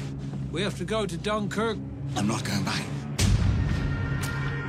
I'm not going back. If we go there, we'll die.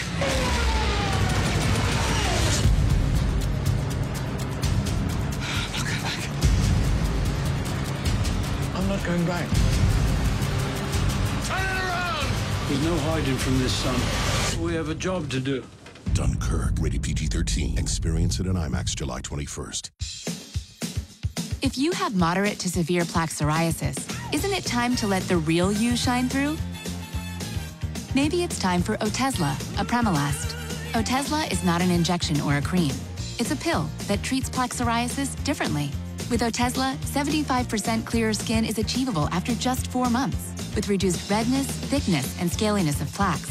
And the Otezla prescribing information has no requirement for routine lab monitoring. Don't take Otezla if you're allergic to any of its ingredients. Otezla may increase the risk of depression. Tell your doctor if you have a history of depression or suicidal thoughts, or if these feelings develop. Some people taking Otezla reported weight loss. Your doctor should monitor your weight and may stop treatment. Side effects may include diarrhea, nausea, upper respiratory tract infection, and headache. Tell your doctor about all the medicines you take and if you're pregnant or planning to be. Ask your dermatologist about Otezla today. Otezla, show more of you.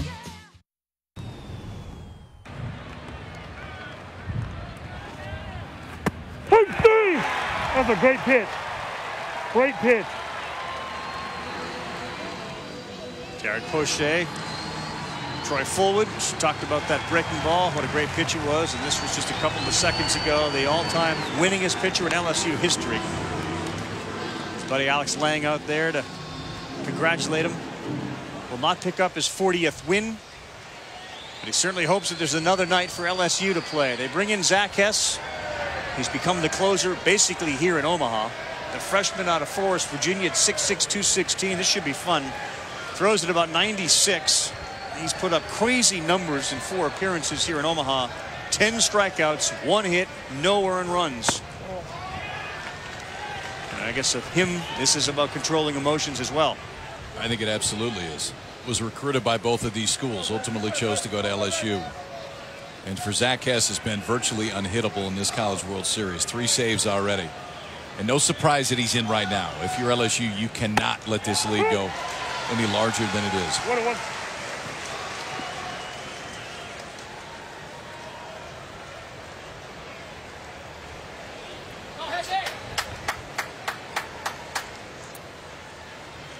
Closer prior to Hess, Hunter Newman, pitched last night and pitched very well. 2 1/3 inning, a hit and no runs. Misses with a breaking ball, 2-1. Hess, that guy, you've probably seen it on our telecast or on SportsCenter. He's got the Wild Thing hairstyle in the back of his head. You can see it there. Once he was put into that closer's role, he really embraced it and fit right in with the Ricky Vaughn Wild Thing. On the corner, he gets the call to even it up at 2-2. Tough to hit. Your Deacon Lippett, both the fastball and that slider. That one looked off the plate. You have to be able to take those right there. Now you have to battle, open up the zone. Tough to do against Hess. College sports fans know the NCAA basketball official Carl Hess. That's Zach Hess's dad. Time is out.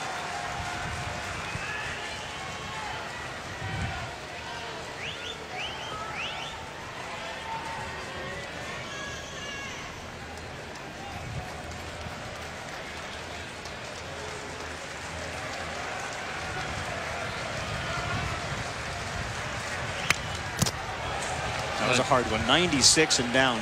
But a nice piece of hitting by Lippett. He understands where Fullwood has made those calls. Outside he goes and does not allow him to make the call for him. Battling that pitch. Well executed on both sides. 2 down. You got Rivera, who singled. He's at second base after a sacrifice. They had runners on in every inning but the 4th and the 5th, and lots of them.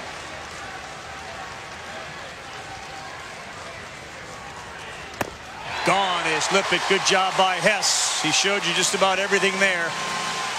83-mile-an-hour hook, 96-mile-an-hour fastball. Feeling the emotions in his final game on the mound, Jared Poche of LSU. Hi, Mijo. What are you doing up so late? Just looking at houses. What do you think of this one? We gotta. Mom, we've been saving for years. Look at this. I like that. Right? Oh, and you can have your own bathroom in this one. You got her attention. Oh, Mijo. You worked hard for this life. No, Mom. You did.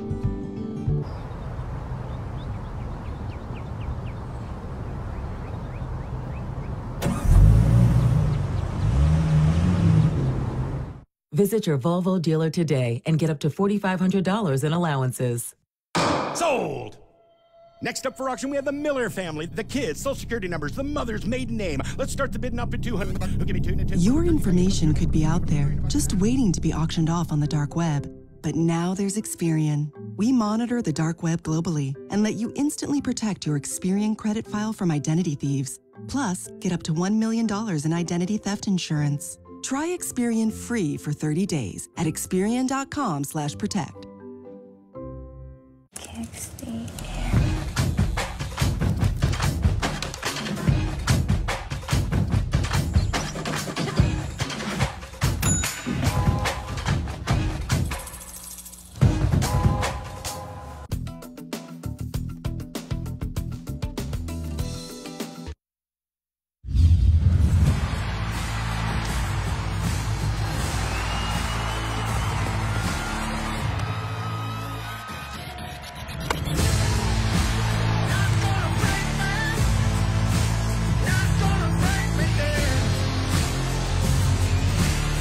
No, it feels like Faedo and Singer have got him here. Dyson has picked up the baton and just taken it with him as we take a pause for tonight's game track, brought to you by Buick.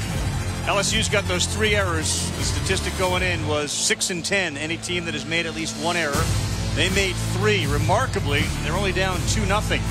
Florida 2 for 11 with runners in scoring position and 8 men left on base. And they're winning. Yep. So what's going to take the bigger bite, the errors or the men left on base? Zach Watson leads things off, and the first pitch is in there for a strike. Dyson has done a dynamite job getting ahead of the LSU hitters. And his story is growing with each passing inning. The freshman Hasn't started but a couple of games in his career. Anointed as sort of the next in the long line of great Gator pitchers. He has certainly lived up to it here. We're in the 7th inning. Florida wins, they take home the title. LSU trying to force a winner-take-all game 3, and we're getting closer and closer to Michael Byrne out of that bullpen.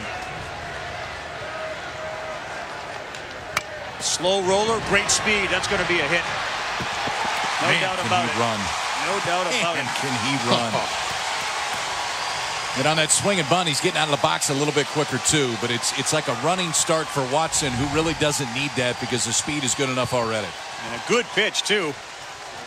Watson beats it out, and now you get all sorts of speed on the base pass with a slow delivery time to home plate. Wise decision also by India. Just put it in your back pocket.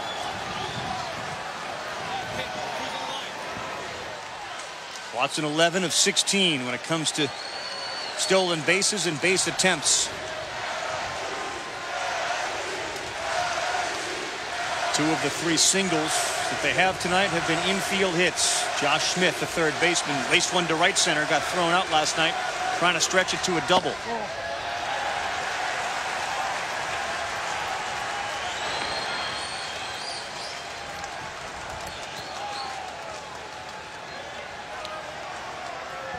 Michael Byrne up and throwing. Don't be surprised if you see a hit and run here. You got a guy who can fly on first base. I know you're down 2 runs, but that's the style that's got him to this point. Michael Byrne has got 19 saves. He's been the stopper for the Gators all year. Now a meeting on the mound.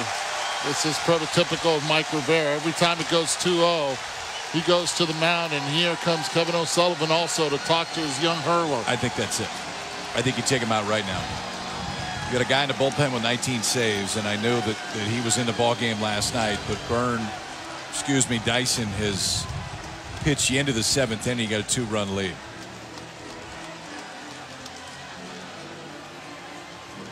Yeah, we're going to make the move.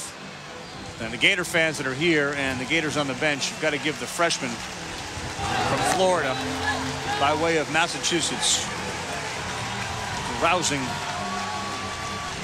ovation. Way to burst on the scene if you're Tyler Dyson, and now he'll get a chance to watch Byrne and company to see if they can close it out and get him a title. Wise man? I'm nervous about things I can't control affecting my good credit score. I see you've planted an uncertainty tree. Chop that thing down. The clarity you seek lies within the CreditWise app from Capital One. CreditWise helps you protect your credit. And it's completely free for everyone. It's free for everyone? Do hawks use the stars to navigate? I don't know. Ah, I thought you did. I don't know either. Either way, it's free for everyone. Cool. What's in your wallet? Spider-Man isn't the only hero in town. There's Pizza Man with Cheesy Bites Pizza. He has superhuman strength. He has that crowd-pleasing Cheesy Bites Pizza and his 28 poppable cheese-filled bites. No one out-pizzas the Hut. See Spider-Man Homecoming in theaters July 7th. With the Travelocity Customer First Guarantee, your only worry will be how to drink this monstrosity. Get help with hotels, free 24-hour flight changes, and our price match guarantee. Travelocity. Wander wisely.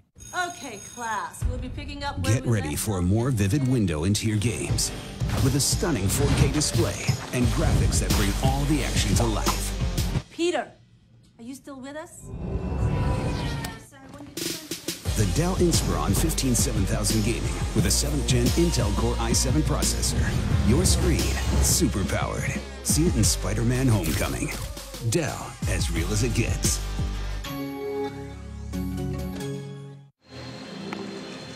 Welcome back to Omaha TD Ameritrade. The NCAA College World Series is being presented by Capital One. Look from the left field line. Tyler Dyson was just nails tonight for Florida. This guy had 1 start the whole season. 1 start. The longest out of the year was 5 innings out of the bullpen against Wake Forest in the Super Regional. And the freshman, the stuff was outstanding against a very, very good offense, and he made him look very average tonight. Dyson works into the 7th inning. and now gives way to Michael Byrne. 6+, no earned runs, 2 walks, 2 Ks. Think about Florida. You want to look ahead to next season, you're looking at it right there. Singer and Dyson. And now to the present and Michael Byrne. And he's coming in with a 2-0 count. The first pitch is a huge pitch to Josh Smith. Zach Watson at first. 19 saves. Tremendous numbers across the board. Got a hit off Byrne in the 8th last night. That one is ripped, but it's into the seats. Foul. And it goes to 2-1.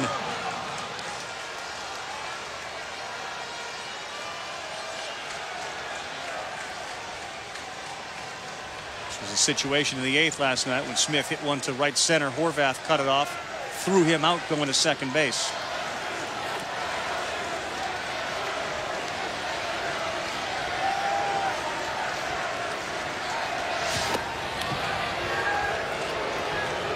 You have to think line drive if you're the hitter. Forget about trying to launch here now. If you're going to go deep, it's cutting through that wind. Anything elevated, that wind will knock it down.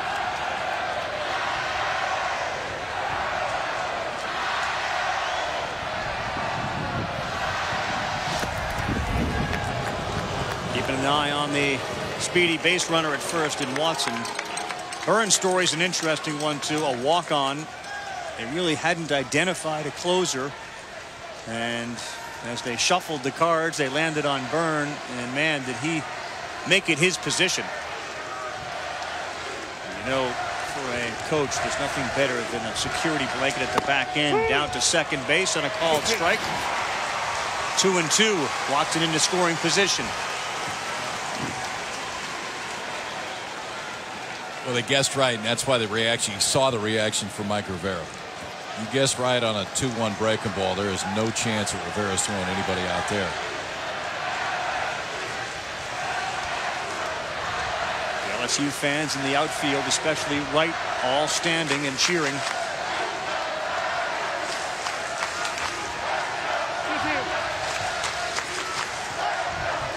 This College World Series has been defined by the bottoms of the orders. They've been great. And let's not forget how Zach Watson got on a slider. He rolled one down the third baseline like a swinging bunt.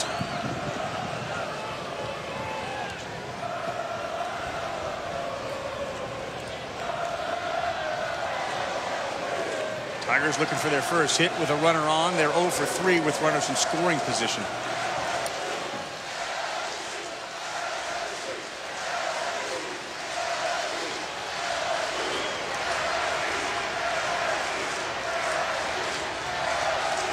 Does have the feeling like something's going to happen. Into right field, and it is down, and the dive, it gets by him.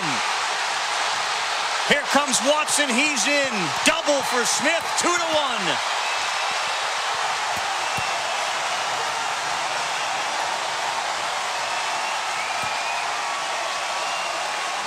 Ill-advised dive out there in right field from Larson. Had it go by him. Well, we talked about taking advantage of mistakes. Saw the Gators do it to LSU early. Now LSU doing it to the Gators. You cannot dive right here. You have to know the situation. The tying run is at the plate. You cannot make that play. You play it on the bounce, and you keep the runner at first base. LSU taking advantage of it, and this stadium right now is rocking. You're ahead. You are. You're ahead.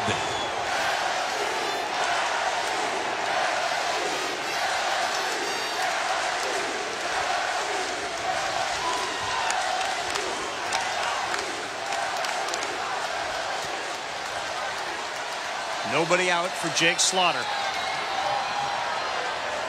Came in as a replacement in the 4th inning. He's got a couple of sack bunts. He looks ready to do that again. And did it hit him? No, I thought it might have hit him in fair territory, but it looked like it just spun foul.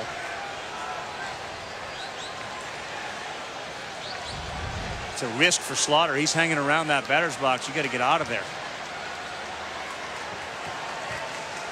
Yeah, he almost put that right hand. Almost thought about catching for a second. How about Rivera, too, to avoid getting hit by it in fair territory. Very unorthodox here also. LSU, the visiting team, playing for that tie. Paul Mainieri knows and understands the situation right now when it comes to the Gators and their pitching. And the guy that he has on the mound. He's got his closer in the ball game. I think you'd take a tie ball game right now. Foul, ball foul.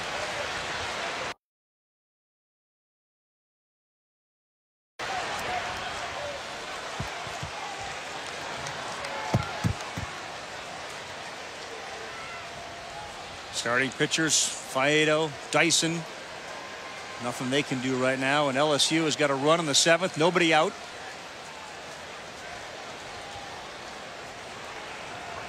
You do the bunt again here. Mainieri and Slaughter are talking with each other. I let him swing away here. I mean, analytics even tell you that with no outs, runner at second base, odds are greater that that run from second will score. They'd be swing away, and here comes the rain. Eddie goes to the cell phone quickly to check the weather.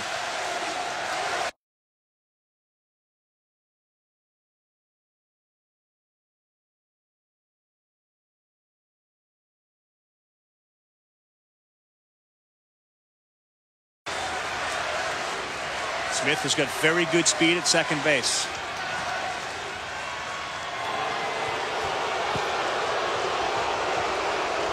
Now you understand why it's been referred to as Baton Rouge North.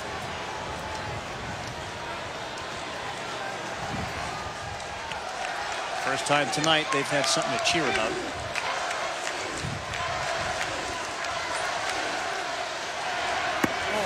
Good take. He's going to have to take that one a few more times. Both closers in the game were in the 7th inning. Florida wins, they take home the title. LSU can force a game 3 and have the ace of their staff getting the ball in Alex Lang.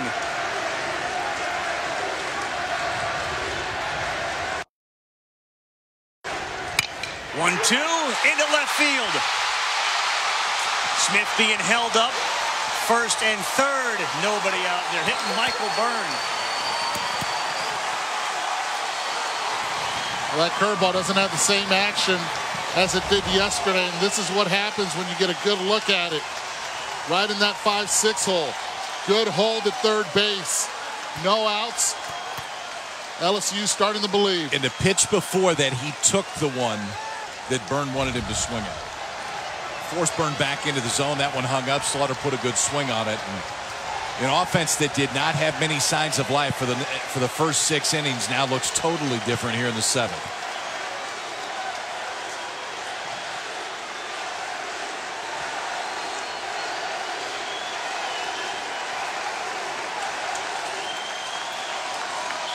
Three hits in the inning. They had 2 entering the 7th.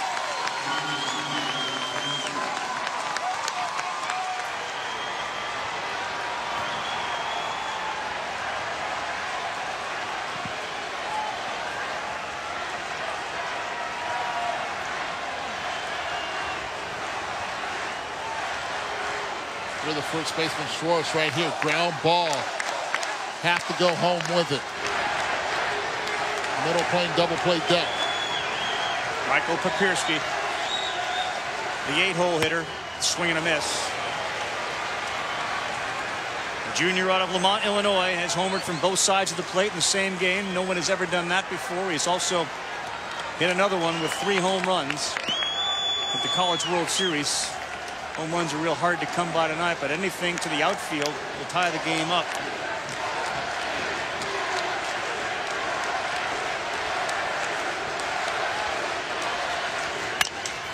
On the ground to second. The game's going to get tied.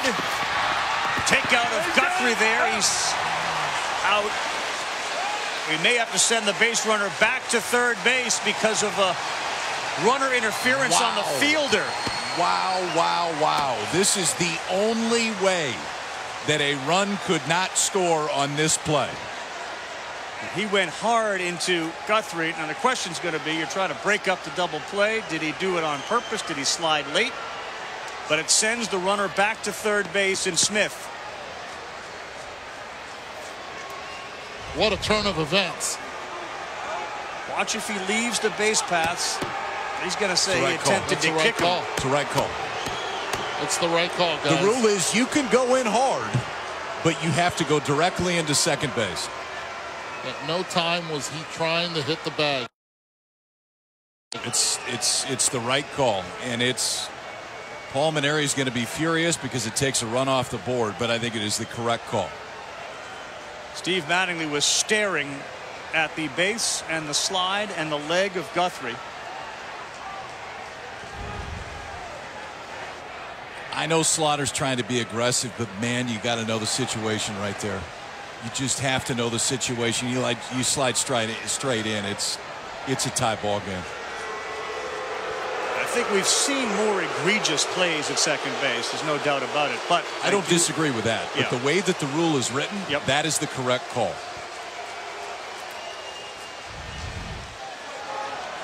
The run had basically scored at this point. And look at Mattingly right away. The second base ump says timeout.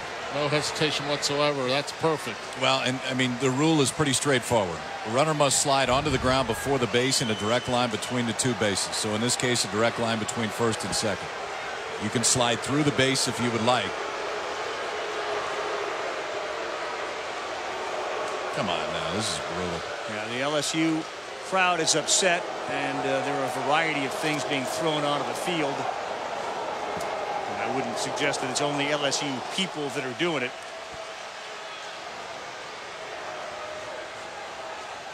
How about Slaughter had come through with the big hit, then he gets nailed for that slide. And instead of a 2-2 game, you got 2 outs in the top of the 7th. And a 2-1 game. Wow. Well, and you give Michael Byrne new life. You give the whole Florida team a new life. Yeah. This game's tied, and you got your closer in there, and you have a whole decision that you're thinking about in the back of your mind about tomorrow night. And you want to start Jackson Kowar, and you've already thought maybe he's going to be in the game tonight. They still have the tying run 90 feet away. But what a huge break for Florida.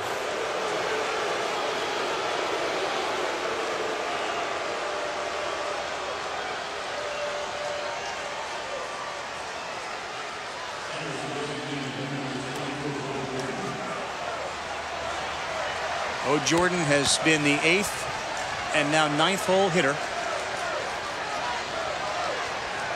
Still waiting for the field to be cleared here.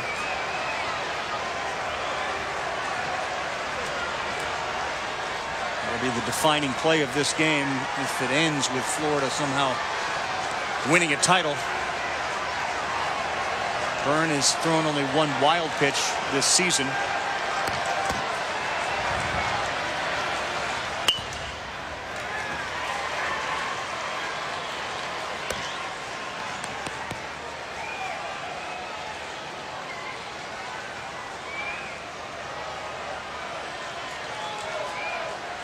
Now you're Jordan. You have to look for something up. So far, he's been making mistakes with that curveball. Good swing. Okay.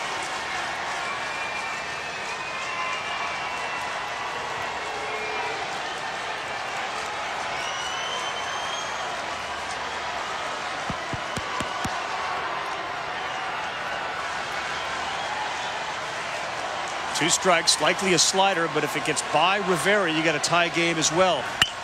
This one's up the middle on a line, caught in center field. And look at the emotion from Horvath. About the hardest hit ball LSU has had tonight. And what a way to end a very frustrating inning for the Tigers. They had the tying run touching home right about now. but interference called on Jake Slaughter. Sends Smith back to third, and Byrne gets out of it. Still plenty to play here at the College World Series, Game 2.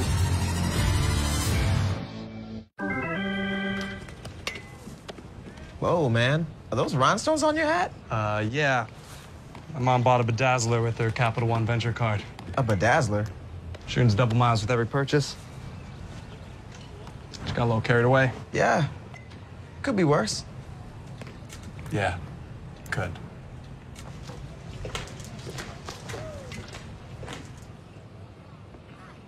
That's my boy! The war is over, old friend.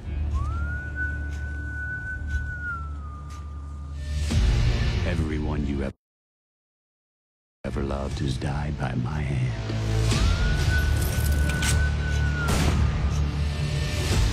No matter what you do, the tower will fall.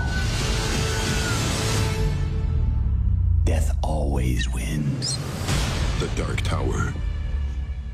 Hi guys, it's great to be here in the desert, at the mall, on the mountain, at school, at the beach, in the Big Easy. Yeah. Today I want to show you guys the next gen Chevy Equinox. What do you think? That's pretty. Pretty sexy. It looks aggressive. But not overbearing. It's not too big, not too small. Seems like the perfect car for anybody. I would take it anyway. She's a bad mamma jamma. Current qualified GM lessees can get this introductory lease on the all-new 2018 Chevy Equinox for around $249 a month. Find new roads at your local Chevy dealer. Basketball has been a game changer for me. It's helped me grow as a teammate and a leader. By establishing standards for youth development, USA Basketball is making a difference for players of all ages. Through education and training, they're helping to make the game safer and more fun. Make sure your child is taught the right way. Ensure you're the best coach you can be.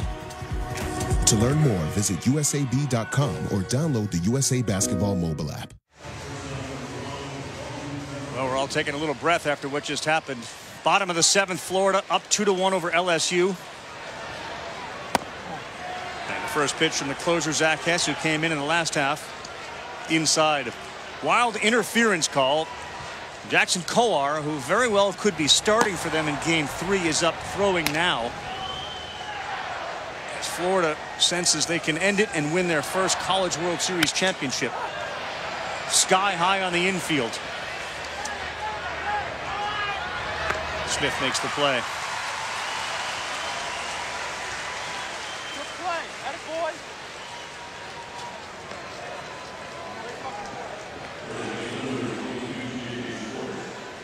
The protecting of the middle infielder has certainly been a point of emphasis at every level. And as Kyle has pointed out, that's something that you pay very close attention to at the collegiate level. Yeah, I mean, you can agree or disagree with whether or not the rule should be what it was, but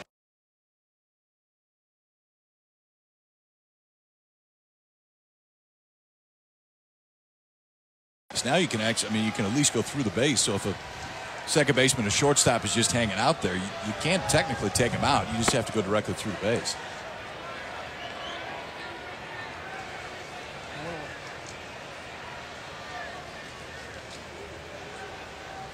J.J. Schwartz, Nelson Maldonado. They finally got a run at LSU. They nearly tied it. Good fastball at 95 right on the inside corner.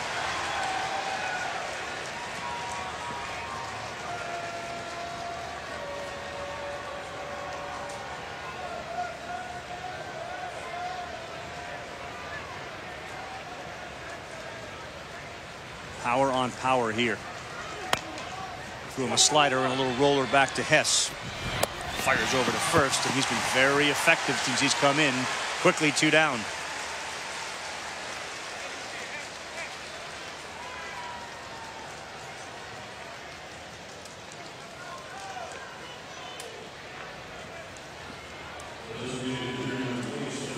We'll add to the lure of the College World Series a play like that. Going after your 7th College World Series championship, and another team going after their first. The game would have been tied were it not for an interference call.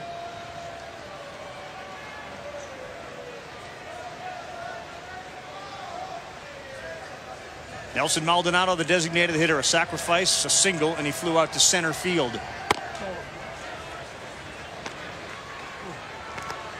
Does Byrne come back if you're coaching Florida in the 8th inning? I think he does come back. But Kowar clearly is warming up. Does Kevin O'Sullivan want Kowar to start a clean inning? Oh, boy. I think he does. I just think he would prefer it to be in the 9th inning instead of the 8th inning right now.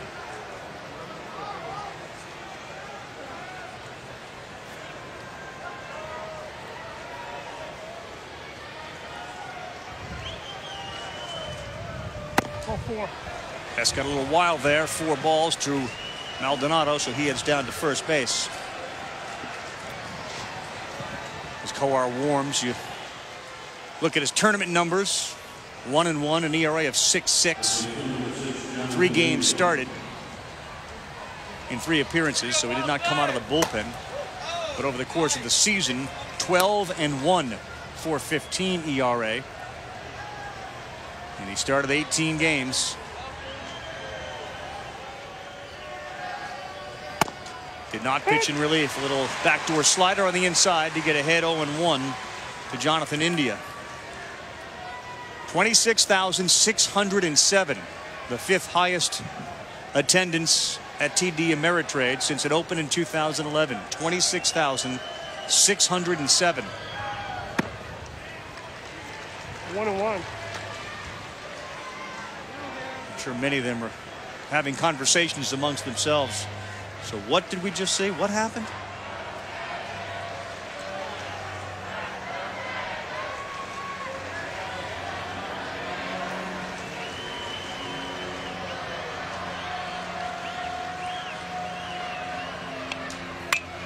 Took something off of it, and it's heading towards the dugout, and he'll get it just over it.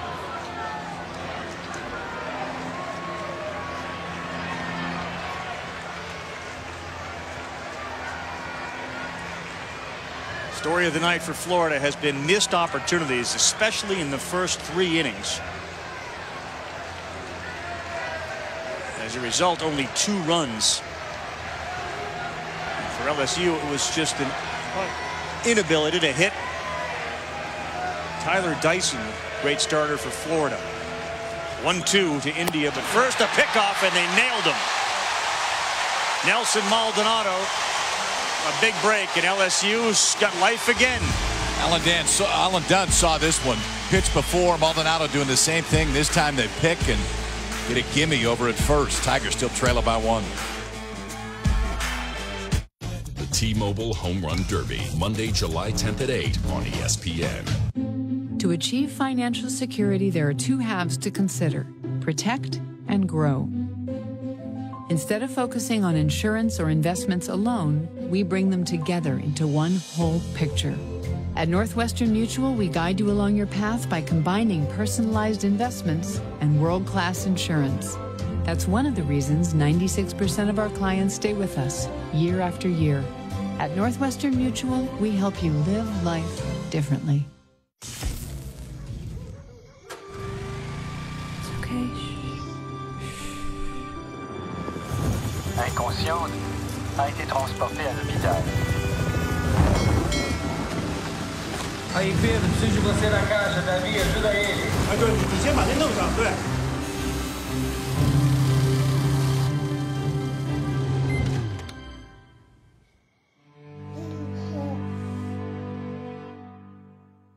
Wimbledon, our planet's epicenter of beauty, prestige, and tennis. But during this fortnight, the sport's most enchanting championship comes alive. Wimbledon begins Monday at 7 a.m. on ESPN. This telecast is copyrighted by the NCAA for the private use of our audience. Any other use of this telecast or any picture, descriptions, or accounts of the game without the NCAA's consent is prohibited. Welcome back, everyone. 7th inning play of the game, maybe the play of the series. Jake Slaughter slides into Dalton Guthrie. They call interference, and as a result, the base runner who was at third and had already scored what would have been the tying run has to go back to third base. Slaughter did appear to slide out of the baseline and go right for, unfortunately, the knee of Guthrie. They made that call right away. And the rule, for those of you that don't have a rule book handy, any forced play, runner must slide on the ground between the base and in a direct line between the two bases. Interference called if the runner slides out of the baseline in the direction of the fielder and alters the play of the fielder. And there is no doubt that is what happened by the letter of the rule. What you didn't see is that Paul Mainieri did go over to Jake Slaughter and let him know that he had made a mistake. So Burns starts the 8th. Robertson has struggled again tonight. He had one game when he went 3 for 3 with a walk. He reached base all 4 times, but other than that, it has not been a good College World Series for Kramer Robertson. And he's the fire starter, and now behind 1 and 2 with Freeman on deck. Top of the order bats in the 8th.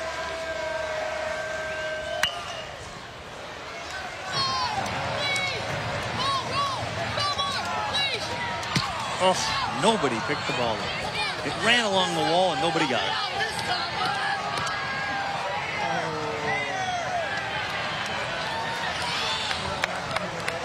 Disappointment. Oh. Robertson. Frustration. Yeah, and frustration. Fouls went into the seats. Well, this is where Robertson has to forget about all the previous at-bats in the College World Series and focus right now here in this 1-2 count. Any which way to get on base. Pitches inside, just wear it, whatever it takes.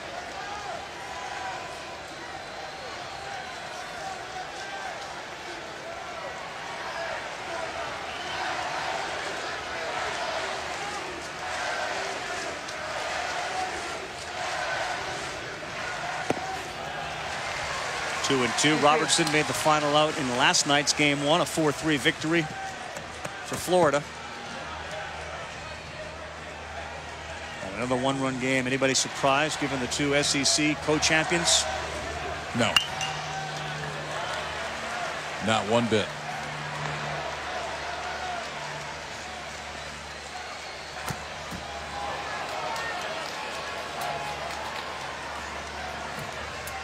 Two phenomenal efforts by the starters tonight. Jared Poche hurt by his defense, 3 errors. Robertson, a little bleeder to second base, and the dive of Lippett can't get there. A little bleeder, and LSU's get the leadoff man on. That's all it takes. Last inning it was Zach Watson with the swing and bunt. This time fighting off this fastball on the inside part. Just getting enough to get it right past Lippett at second base. Hope staying alive for the Tigers.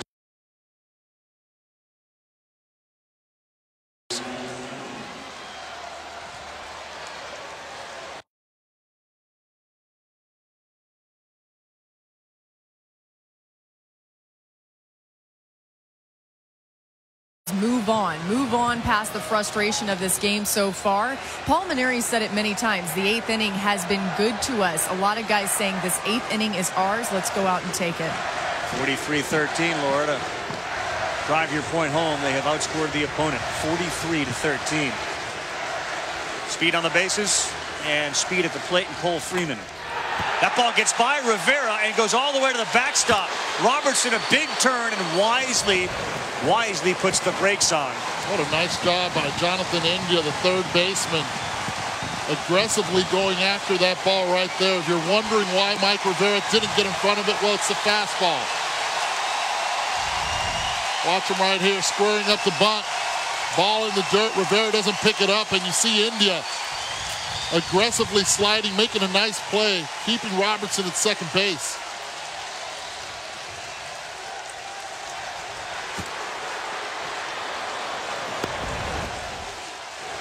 Once again, LSU runner in scoring position, trying to tie this one up. Jackson Coar, who is the likely Game 3 starter, is throwing hard in that bullpen. Now he stops to watch Byrne and Freeman. Now you're in a pickle if you're Kevin O'Sullivan, because this game gets tied. I don't think you can put Coar in the game. Freeman squares, lays it down. Byrne. Safe. The speed of Freeman beats it out.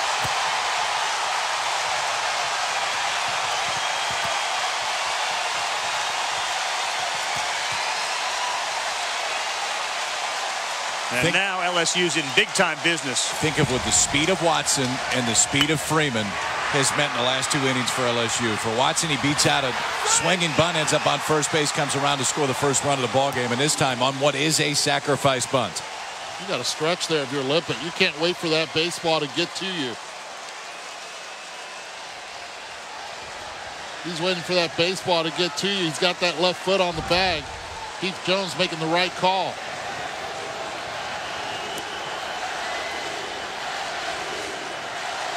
LSU has not hit the ball hard. Infield hits, a blooper for Robertson, a bunt that ended up the speed of Freeman with him on first, and you can do all sorts of things now with Duplantis up and the speed at first and third.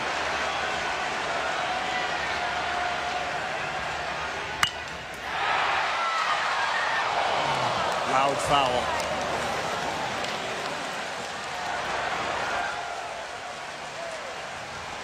They've been pitching Duplantis in most of the game tonight. First pitch breaking ball in. Gets the bat head out.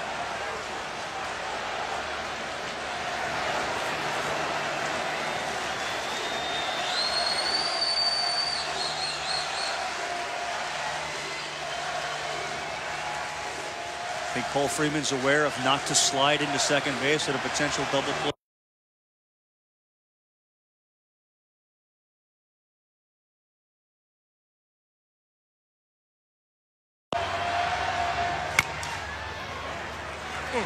Byrne bearing down ahead 0-2.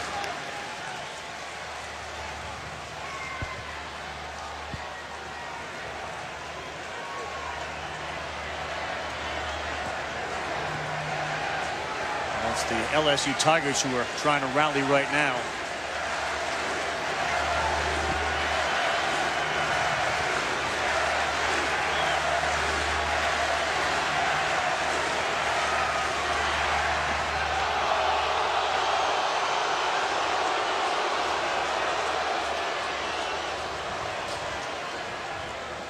That was predictable. What, the boo? The boo. Absolutely the boo. Not a great deal of objectivity at TD Ameritrade right now.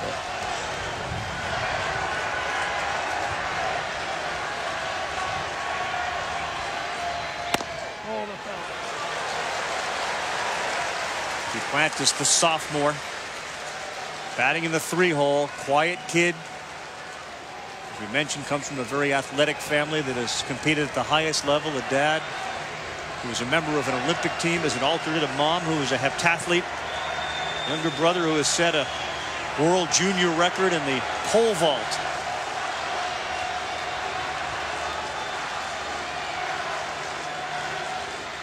Swings and misses, and he's gone, and a huge strikeout for Byrne. I think that's the first changeup Byrne threw in this ball game right there.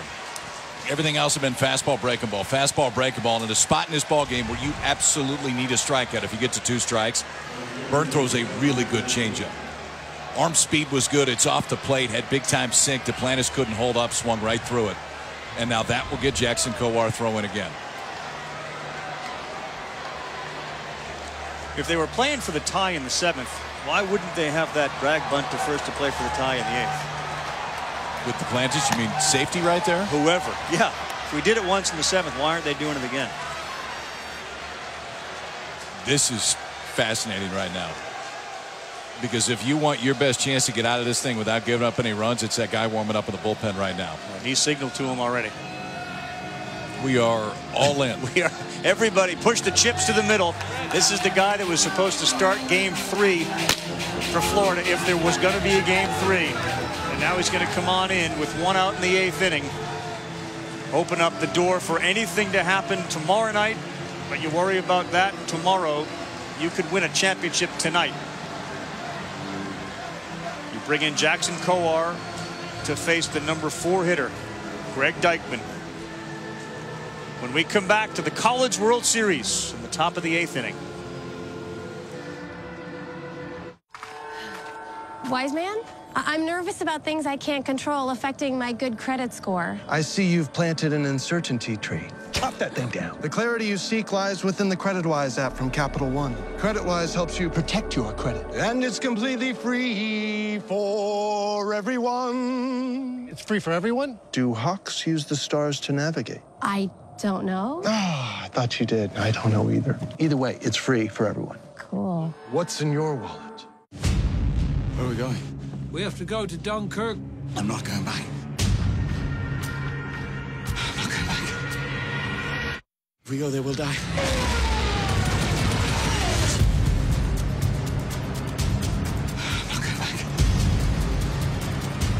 I'm not going back. Turn it around! There's no hiding from this, son. We have a job to do. Dunkirk, rated PG-13. Experience it in IMAX July 21st. Well, the score is Florida 2, LSU 1. If Florida wins the game, they win the College World Series. If LSU does, they force a Game 3, and they'll have their ace, Alex Lang, on the mound for Game 3. Who will Florida pitch? Well, the guy that was on the mound right now is the one they were going to go to. So as Kyle has kept saying, all the chips are in here, and you can see the wheels turning on both sides. Listen, you got one of the most dangerous hitters in the entire country coming up. You got a one-run lead, and Jackson Kowar, less than a week ago, looked like a major league starter for about eight hitters.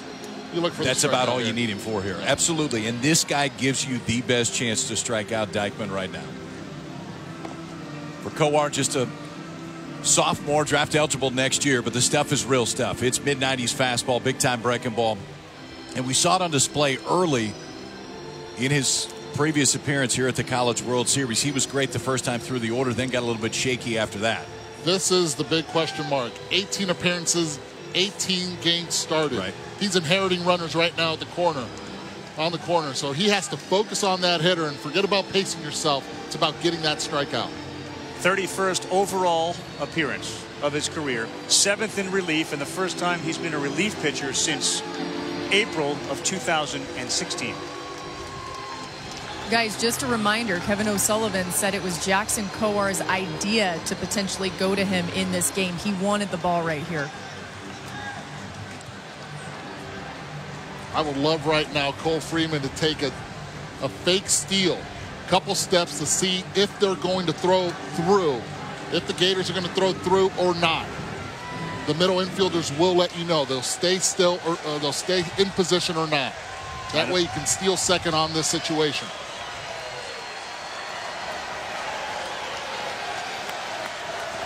Freeman, 19 steals in 26 attempts. Jackson Kowar to Greg Dykman, a cleanup hitter for the Tigers.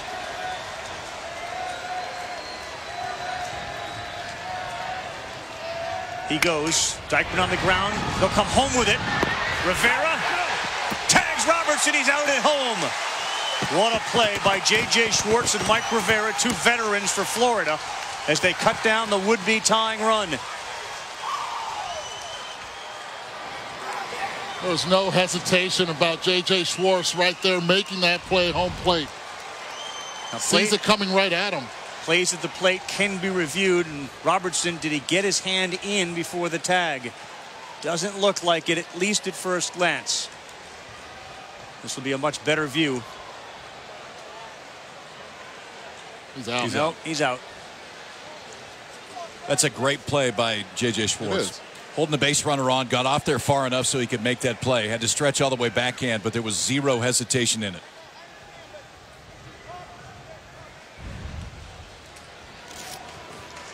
And Freeman was going on that pitch also.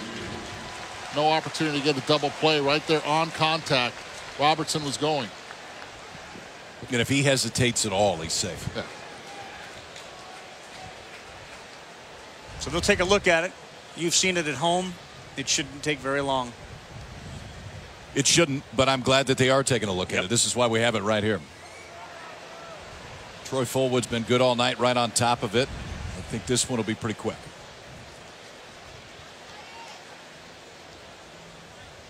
And it was quick. We'll see the ruling, whether it's been confirmed or overturned on the out at home.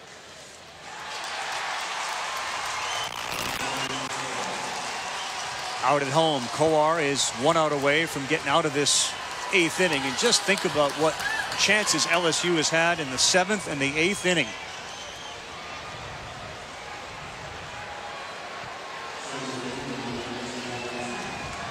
interference sent the tying run back to third here with a runner at third and one out, a ground out, and the out at home.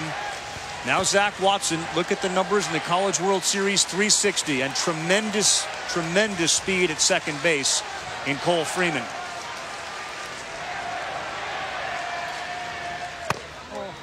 No. 97. A little adrenaline going here. It's a little different when you don't have to go 7.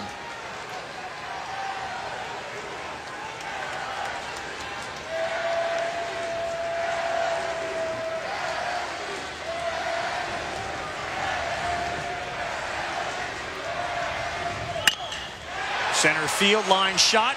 That'll do it. Jackson Coar comes in, gets the 2 huge outs. LSU frustrated again. And this time it was great defense. J.J. Schwartz throws it to his catcher, and that's the end result of Robertson being tagged out. Earning your cash back shouldn't be this complicated. Yet some cards limit where you earn bonus cash back to a few places, and then change those places every few months. Enough with that. With Quicksilver from Capital One, you always earned unlimited 1.5% cash back on every purchase, everywhere. Welcome to Unlimited. What's in your wallet? In 2 miles, arrive at the airport for your flight. Recalculating your missed flight. Recalculating. Recalculating. Recalculating. In 15 feet, realize the destination isn't what matters.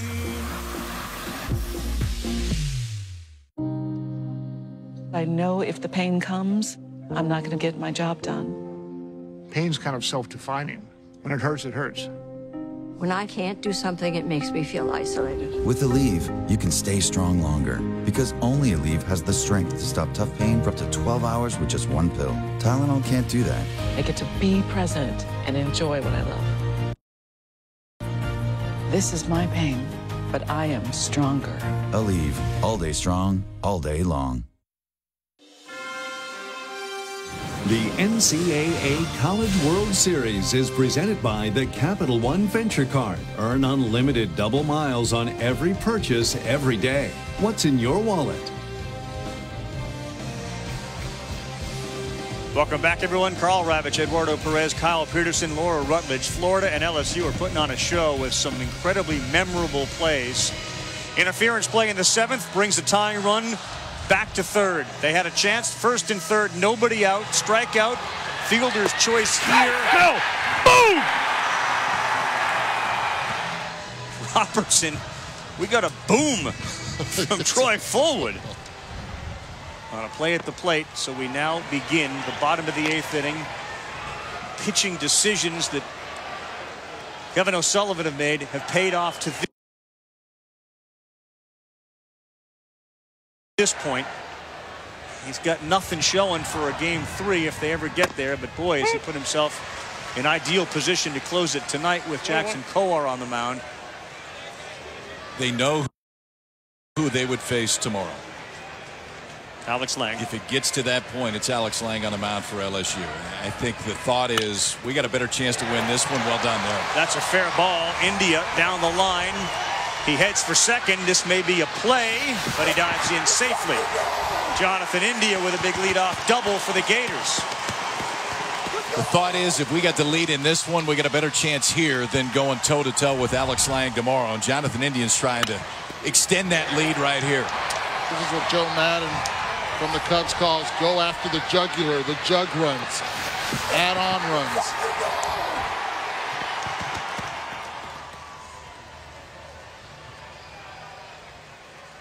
India's got 2 hits tonight. Paul Maneri comes out to talk to his freshman closer. Zach Hess came on in the 6th inning, guys.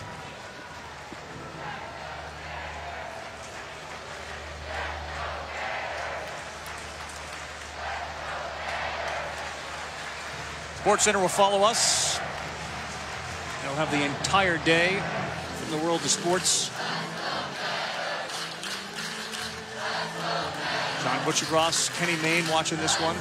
Gotta believe they're back there asking similar questions. And many are here. The interference play thrown out at home. First and third, nobody out for LSU. They played for the tie earlier. They didn't do it there. They end up getting no runs.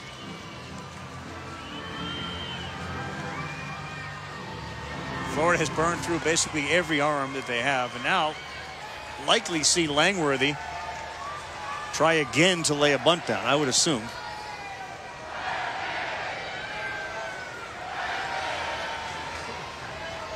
He's going to try. He struggled the first time he tried to do it. Ended up with a ground ball to the right side, which did advance the runner. Yeah, his approach last time was not too good. Didn't look too confident getting the bunt down. This time you have to just bunt to third base. Oh. Did he go? Oh, he went there. The LSU crowd is letting Greg Street hear it down there at third base. They appealed it, whether he had committed to the bunt. Oh, he committed big time right there. Absolutely did. Sure did. Wow. That's a bad call. Now it changes up a little bit. Lefty hitter at the plate. He's seen the approach. You get a break right here. 2-0 count. Time to let it go. Swing away. Try to get something you can pull. If Florida can win this one, they will win the College World Series championship. If not, LSU would be in a big-time driver's seat with their ace on the mound in a Game 3. Gators in their third College World Series finals. They're looking for their first title. LSU's got a half dozen of those. He's telling them to bunt again. 3-0. That was a full take. Yeah. I think you're doing Hess a favor right now if you bunt. He's been taxed a lot during this College World Series, and he came on with maximum adrenaline, got him out of a jam, but it seems like the stuff is starting to tick down a little bit right now.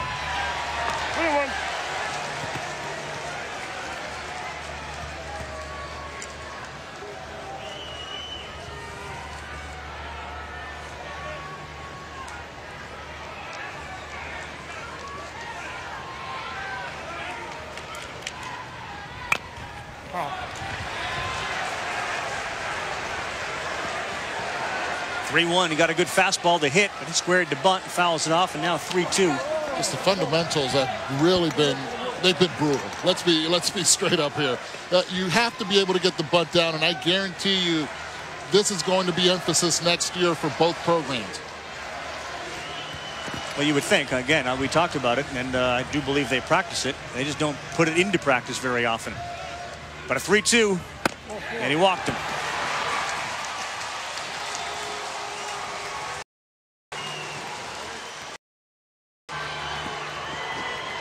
Just wonder about LSU's resilience and just how hard it's going to be to bounce back from the call in the 7th and then the thrown out at home. You can see it on the face of the fans and their coach. Well, at this point, they just got to try to get back in the dugout in a one-run game because Florida with 2 on, nobody out. Mike Rivera has been terrific for Florida in these situations, getting the bat on the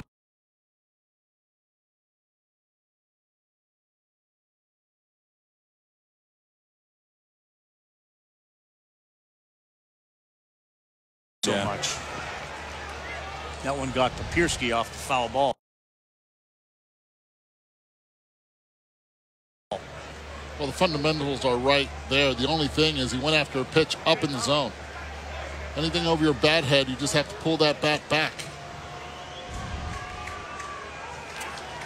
Here we go. He was fortunate he didn't pop that one up. Jackson Kowar, now pitcher of record for Florida, and they're trying to get him some insurance runs here in the bottom of the 8th with nobody out. He got it down, and he did it well. They get the out, and they move the runners up. Rivera's a guy you could very well see at the next level just because of the fundamentals and how good he is around the plate and his ability to put a bat on the ball. You think about some great backup catchers at the major league level, and none bigger and more popular right now than David Ross, former Gator himself, as Rivera gets some high fives back to that dugout.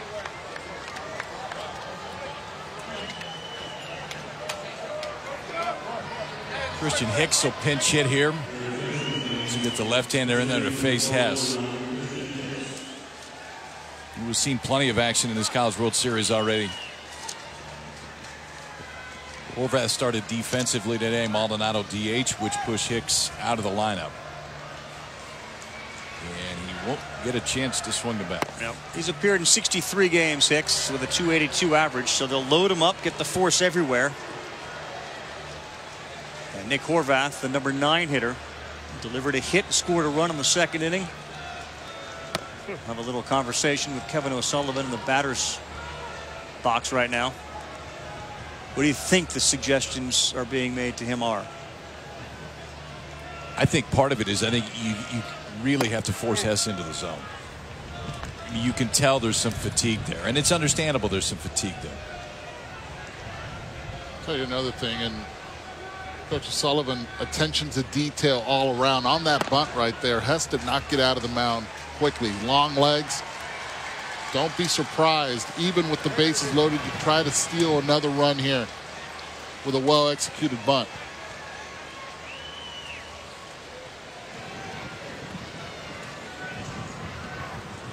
Pinch runners going in. That's Andrew Baker. He'll go to first base. Hicks will come out. Langworthy comes up. Now we should say Horvath comes up.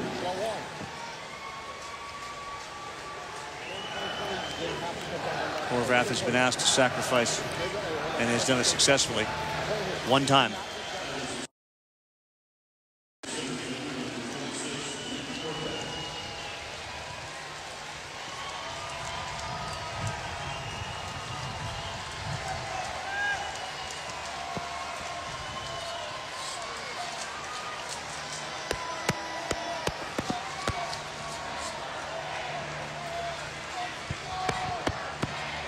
Up tight on the plate against Hess with the bases loaded. Almost hit him.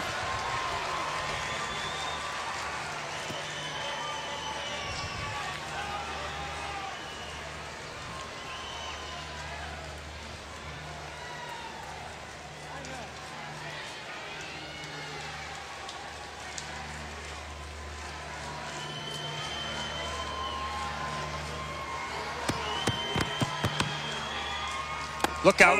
That got him. There you go. There's that hit by pitch. And it brings in the 4th run. Papierski is asking Fullwood if he leaned into it or didn't get out of the way. But the Gators get big insurance. And he stood right on the plate. I don't think he leaned into it. I think he thought it was a fastball that was going to hit him. And it ended up a breaking ball that just comes back over the plate. That reaction looked like he was. He stayed in there. He stayed in there. Yeah, that on second look, I think you're right, Eddie. I mean, he didn't lean into it, but he wasn't in any big hurry to get out of the way. I thought his first reaction was he thought it was a fastball, but the replay looked a little different. 3-1 Gators trying to win their first College World Series. Lippett with the bases loaded.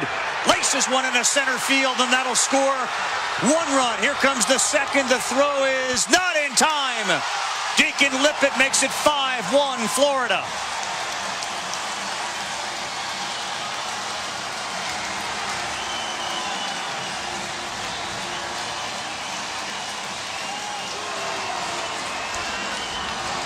Talk about going for the jugular.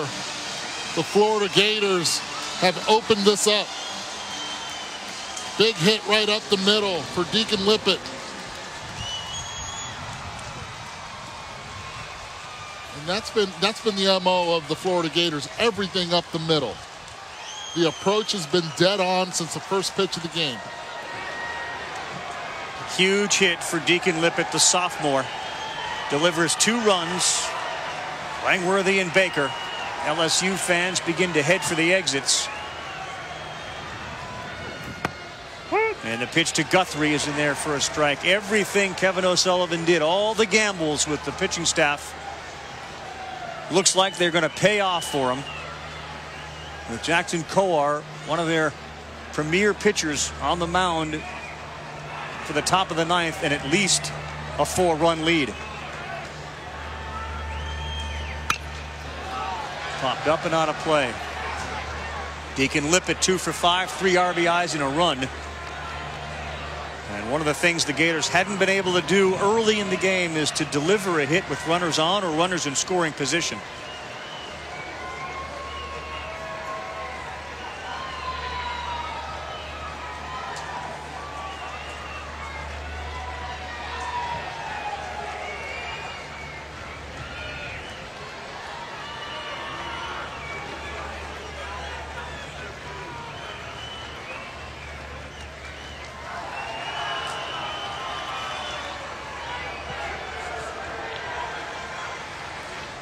How close this game was. Again, 7th inning. LSU, runner at third, runner at first. Ground ball, double play ball, interference called on the base runner. The runner from third has to go back to third base after scoring the apparent tying run. 8th inning, first and third, nobody out. They can't score the tying run, and now they're down by 4. Time it out. And you certainly understand, guys, the dependence on Zach Hess, but you certainly understand why the tank is running on empty.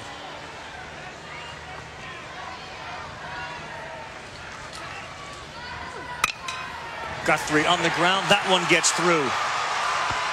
And the bases are loaded with Gators.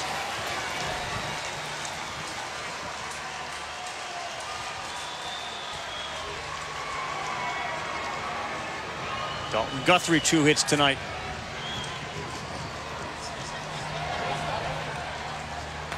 First baseman number 22, J.J. Schwartz.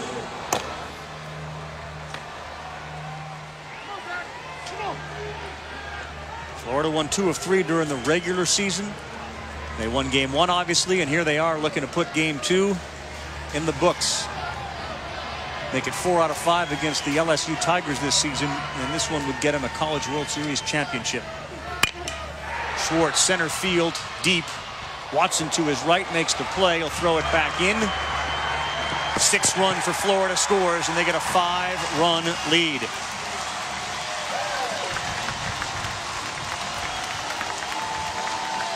For all intents and purposes, it feels like the suspense in this one has been taken out of the building. For all of the chances that Florida had in the first 3 innings to only push 2 runs across, to come back in this 8th inning against a guy that has looked most of the time since he's been out there unhittable in this College World Series, this is pretty impressive. Yeah, this is not the same guy given how many innings and pitches he's had to throw. Oh, he's taxed right now, and it's been a brilliant effort that he's done during this College World Series.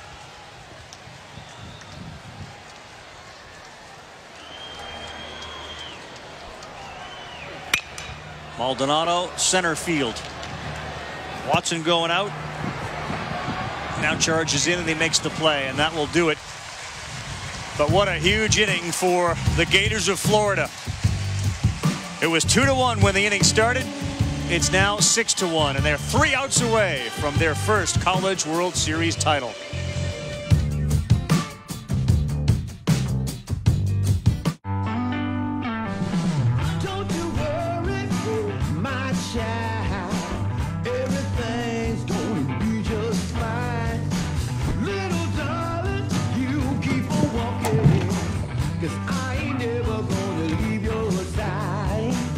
As kids fall in love with sports, our universities are working every day to keep college sports safe.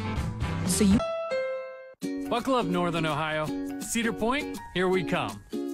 You won't find bigger thrill seekers than us, and my CRV's got enough space for the whole crew and our appetite for adrenaline. Get ready, Ball Raven. You're first on my list. Thrills are better with my Honda! Light up the night and celebrate the 4th with a brand new Honda, including the new CRV. Visit NorthernOhioHondaDealers.com. Hi guys, it's great to be here. In the desert, at the mall, on the mountain, at school, at the beach, in the Big Easy. Yeah. Today I want to show you guys the next gen Chevy Equinox. What do you think? That's pretty. Pretty sexy. It looks aggressive. But not overbearing. It's not too big, not too small. Seems like the perfect car for anybody. I would take it anyway. She's a bad mamma jamma. Current qualified GM lessees can get this introductory lease on the all-new 2018 Chevy Equinox for around $249 a month. Find new roads at your local Chevy dealer.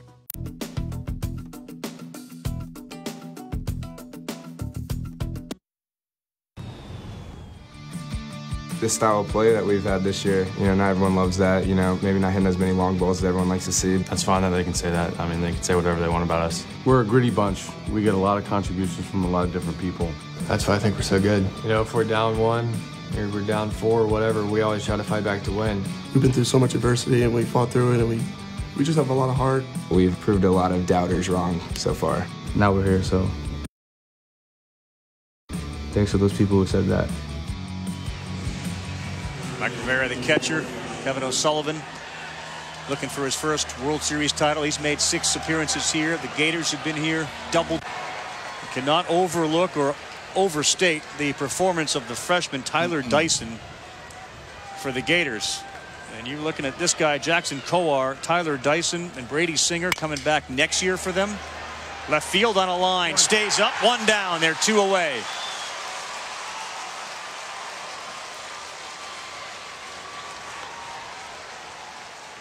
Time now to take a look at tonight's Capital One player of the game, and it is indeed Tyler Dyson, who gives you a career-high 6 innings, and he kept LSU completely off balance. Second start of the year. Second start of the year, and you go out to the mound knowing you got a chance to win a national title. Tyler Dyson did his part tonight, that is for sure. Tyler Dyson, Byrne the closer, Coar the starter. That was the formula tonight. Last night, it was Singer to Byrne. Brady Singer struck out 12 LSU Tigers, which was a College World Series Finals record. Chris Reed pinch hits, first pitch, strike.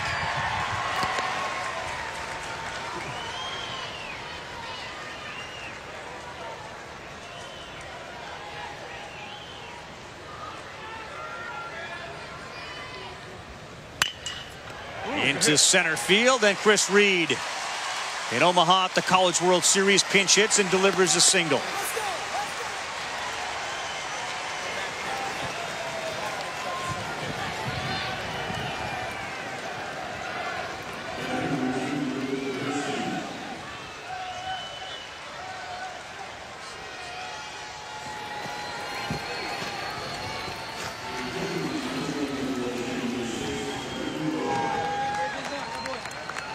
Brennan Bro will come in and pitch run for Reed here.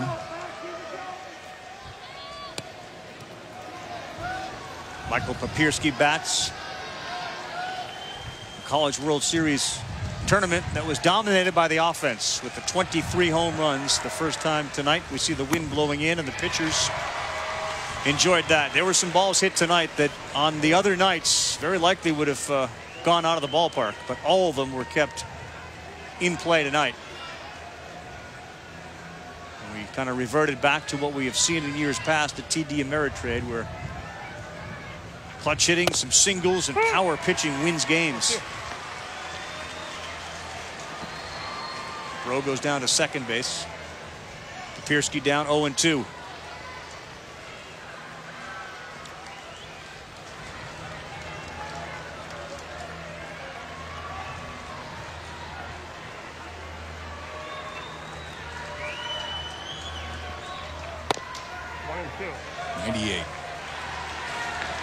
Pretty special coming out of the pen. That rotation is going to be decent next year. Singer, Coar, Dyson. Go get them. Awfully impressive. Awfully impressive. And they can turn pitchers into pros, that's for sure. Faedo, the 18th pick overall in this year's draft. If the Tigers were more competitive and got to the postseason, that could have been another Brandon Finnegan situation. His stuff feels like it could play if it needed to at the next level. Seen a bunch of those guys, not only on these 2 teams, but all the teams that participated this year.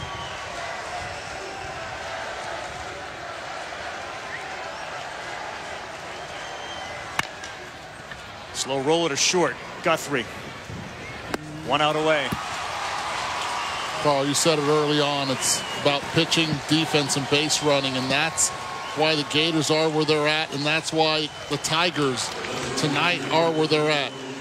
Lack of defense early on in the game. The base running at second base cost them. 1 out away.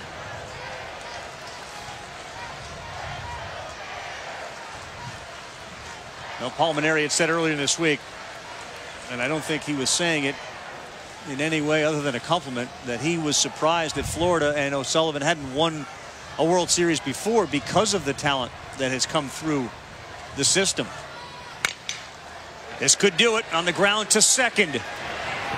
And the Gators get their first College World Series championship. And they dogpile at the mound at TD Ameritrade.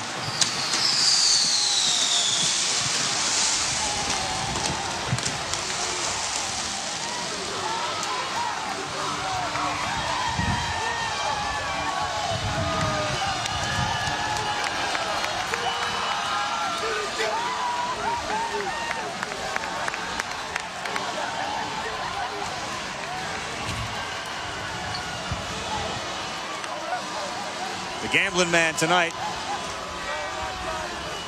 Yep. Now goes out to celebrate with his players. But Kevin O'Sullivan pulled all the right levers in the way he used his arms, and all the chips were on the table, man, and he comes away with his first championship and the first for Florida. For a guy that has never won a national title, it may be the most important decision that he's ever had in the dugout. He absolutely went all in. Said, I'm going to put my best guy out there. We got a 1-run lead, and it gives us the best chance to win this whole thing. He made those guys in the dugout believe. Absolutely he did. And he did it by going, as you said, all in. The players themselves going up to him and saying, I want in. And he believed in them. And those seniors that all decided to come back, and in the case of Dykeman the junior, their dream dies on this play as Deacon Lippett throws out Bo Jordan.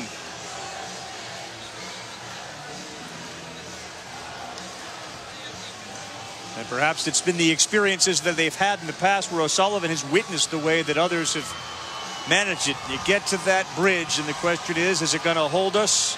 Or do we just stay on one side? And in this case, he opted to walk across it by using the pitchers that he was considering using to start Game 3, and they get a win. Here's Laura. All right, thank you, Carl. Coach, you've said it means so much to you to watch this team jump over the dugout railing after a win. Tonight they do it and dogpile to win Florida's first ever national championship. What was it like watching that? You know, I'm just so happy for our players. You know, it's all about them. They're the ones that put in all the hard work. I'm so happy for Craig, Brad, and Lars, and all of our staff back at home watching, our fans, and we always knew there was always going to be one first team, and I'm just happy for these guys. They were able to pull it off tonight. You roll the dice, end up bringing in Jackson Coar in the 8th inning. Tyler Dyson starts this game. He's only had 2 starts in his career. How did that end up working out for you? Well, Tyler did an amazing job for us against, arguably one of the best lineups in the country, and they're older. And, I thought about bringing in Jackson to start the 8th where he had him hot, but, just flip a coin, and we ran Byrne back out there, and they got the bloop right beyond Deacon's glove there, and then a bump play we kind of messed up there. So they had first and third, nobody out, and it was at that point it was either do or die for us to try to figure it out. And JJ makes a great play and throws the ball home, and we get it out there, and it's just a gritty group. That's all I could say. There's other teams that may be bigger and stronger, and our starting pitchers carried us the whole year, but we got some timely hits and just a really, really gritty group. Some emotion from you as you were hugging your players right there. Why is this emotional for you? Well, I'm just so happy for them, and no one believed in us, and usually we go into this thing and we're not the underdog, and we kind of took that on as the tournament went on. I don't think anybody thought we would get to this point, and we had our struggles throughout the year offensively, and I think at mid-March we're hitting about 230 as a team, but they kept working and believing, and I told them before the season started that we had what it took, the ingredients to pull this thing off, and I'm just really, really happy for them, and that's where the excitement comes from. Thank you, Coach. Thanks, Laura. 10 years at the helm of the Gators baseball program. Just recently got a huge 10-year contract. May build a new stadium there shortly. And now they get their first College World Series championship. He talked about the pitching and how it's carried him. And that dude right there, Alex Faedo, the College World Series most outstanding player. 2-0 and 14 in the third. He gave up no runs. And he struck out 22. And the cupboard is still full as he's going to exit stage left for a professional career. And someday you'll see him wearing a Detroit Tigers uniform unless he gets traded. They get Coar, they get Singer, they get Dyson. They're full.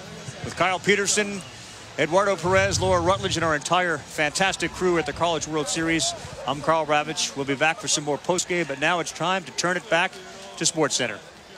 But only briefly, Carl, as we have this seamless transition from the College World Series to SportsCenter. A shorter SportsCenter than was promised you in TV Guide, sharing time with a national title event. The Gators finally have their first baseball title. This was the 11th time off memory that Florida had qualified for the College World Series, but the first ever leaving with a trophy. That's the most appearances for any school at the time of its first title.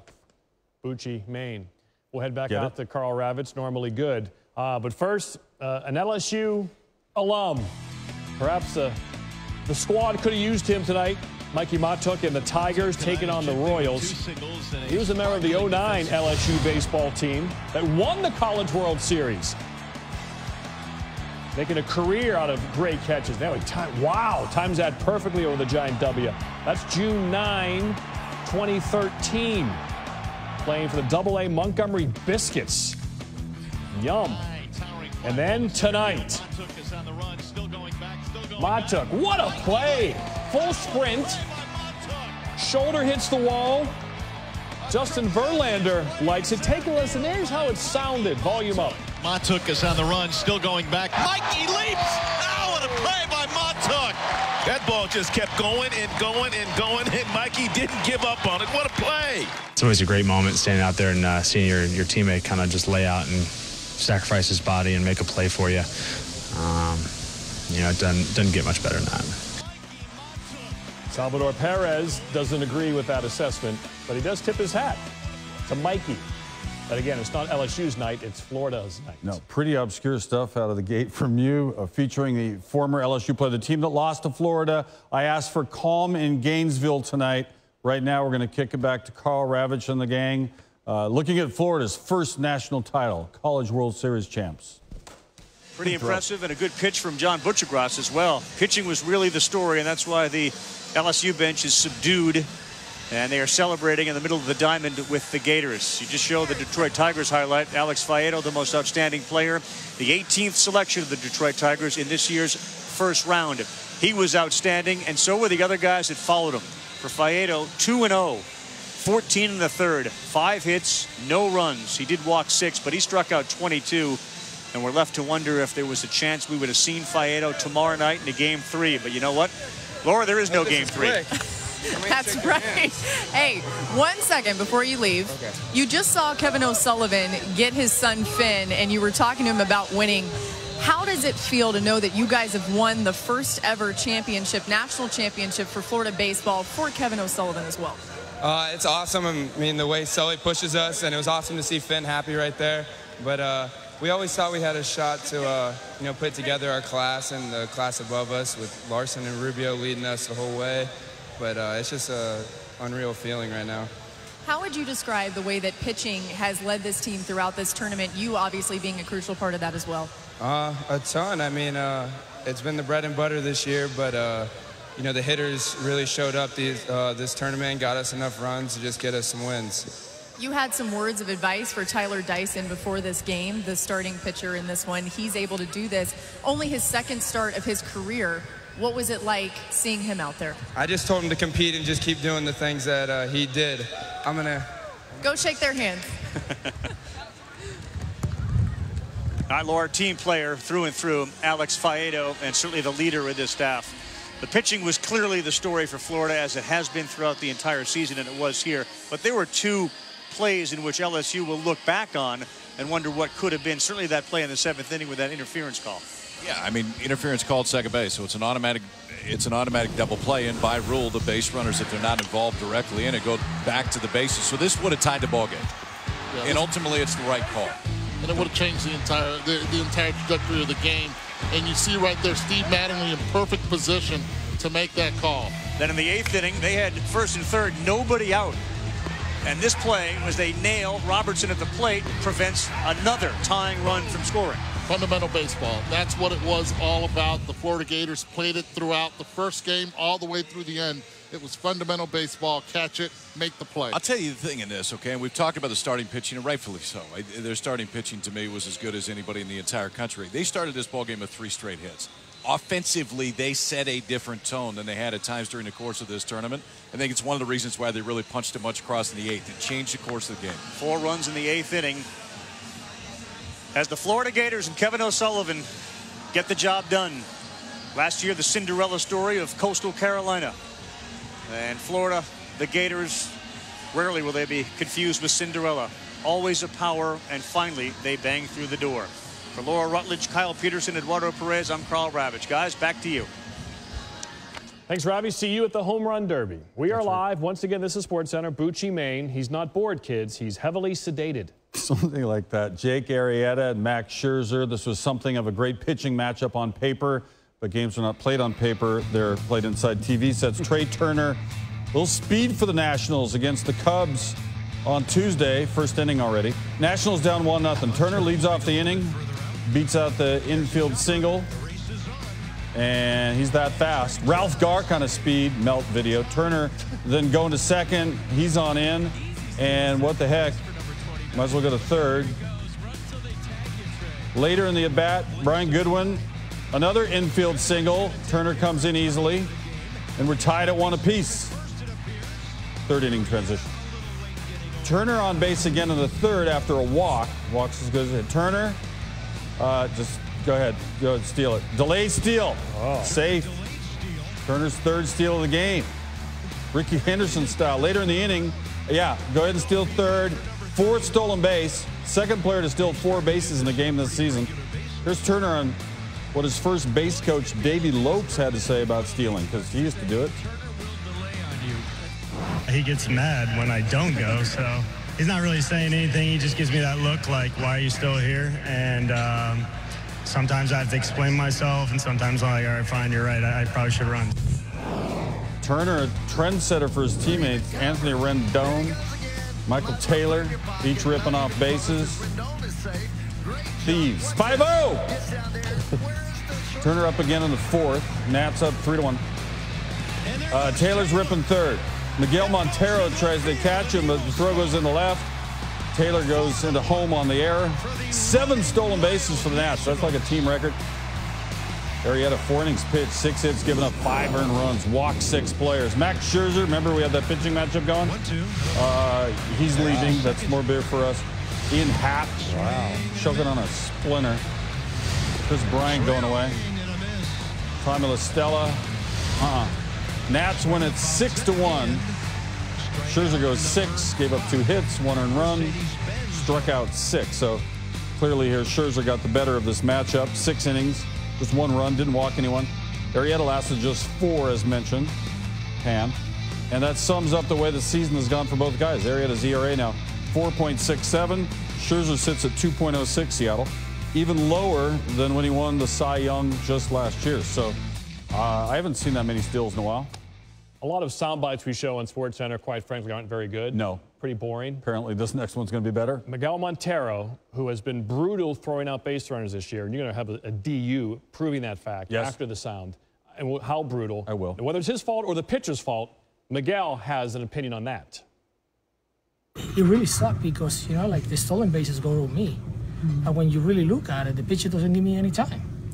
So it's just like, yeah, okay, Miggy can throw nobody out, yeah, but my pitchers don't hold anybody on it. So it's tough because it doesn't matter how much work I put on, and when I don't play it on full work, you know, throwing and everything, because if I don't get a chance to throw it, I mean, that's the reason why they were running left and right today, because they know he was slow to the plate, simple as that. So, yeah, it's a shame that, you know, like, it's my fault because I didn't throw anybody out. You You talk to Jake about that? Yeah, we talk every year in the spring training, but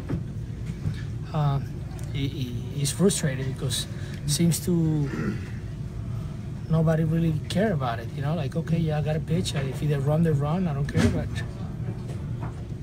I mean, perfect example. We got Salvador Perez, the best throwing catcher in the game, and Jason Hamels got 10 stolen bases and only 1 caught stealing. So what that tell you? They didn't give him a chance to throw nobody out. So he's tough. Yeah, the numbers always go to the catcher. Yeah, always go to the catcher, and I'm the bad guy there. You know, so he, like I say, it really sucked. But it's what it is, and gotta take it full responsibility. But on the other hand, I would like a little help. So what I read between the lines there is let's always work together as a team and back each other up. Boom. Closer look at the situation. Montero has failed to throw out any base stealers this season. 0 for 31. 31 for 31 against him. Tommy Harper kind of stuff. Chicago's other primary catcher, Wilson Contreras, has thrown out 30% of base stealers, so you want to run on these guys. That's kind of the message here.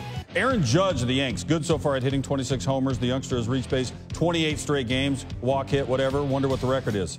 Oh, it's 84. Ted Williams, back in 1949. We looked it up. Yankees, White Sox, let's play. Aaron Judge, we just talked about him. They're playing. I just said that. And there he goes again. 29 straight. Longest streak by a Yankee since Derek Jeter in 2012-13. How many times did he do it? We're going to get to that. Yankees down 1-0 in the 6th. Thought that would have been put the number down. Judge, Bill Pito, into second. That's a double to the wall. Chula! To the 8th inning. We're done with that double. We're just verifying that it happened. He's on base a lot. 8th inning, New York still down 1-0. 2 on, 2 out. Judge. Right up the middle. Tyler Wade, his friend, will come and score. Yankees are tied at 1 apiece. Very next batter. Took a while to develop. Finally got up there. Gary Sanchez. Conks that thing to right center. Jacob Ellsbury. Judge. Those guys are coming to score. Goes the wall. Yankees take a 3-1 lead. This game was not over. Not hardly. It won't be over until we tell you when it's over, but not until we tell you about this. So Judge, another big hit for him. It came in his 100th career game. Although he didn't hit one tonight, Judge's 30 homers through 100 career games, tied for the 5th most all-time. Mark McGwire holds the record with 37. The game did end, and not the way you think. Bottom of 9, White Sox down 3-2, bases loaded. Jose Abreu, way back to left. Oh. 2 people are coming. It wasn't that far back, but anyway, went to left. Wow. They scored. White Sox walk off, win it 4-3, and they don't care about that Judge statistical stuff.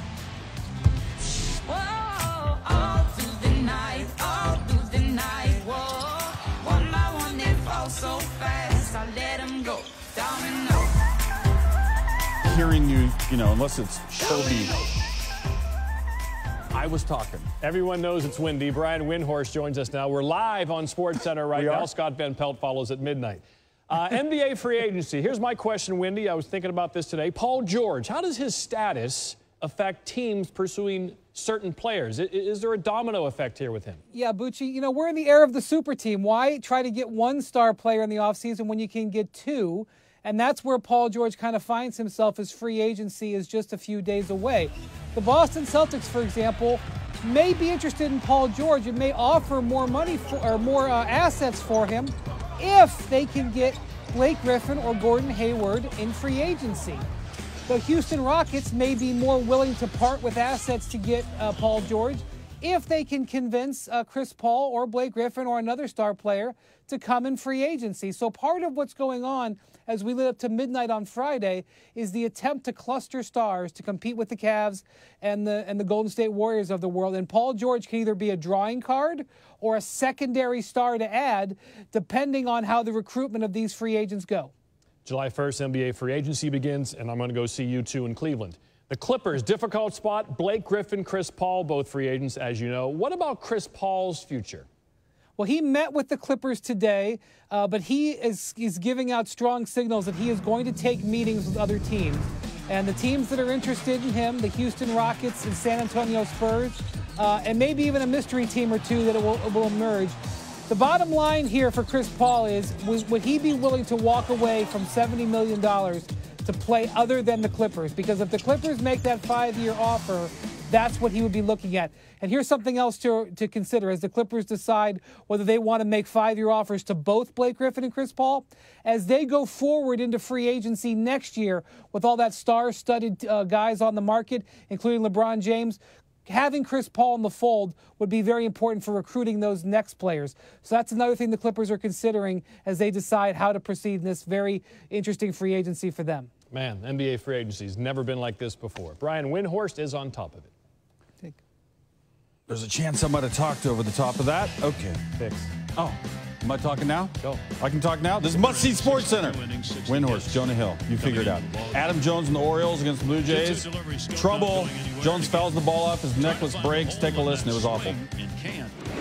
The chain fell off. Adam Jones had some bling going and doesn't anymore. This may be a first in baseball. See, every game, you never know what you may see.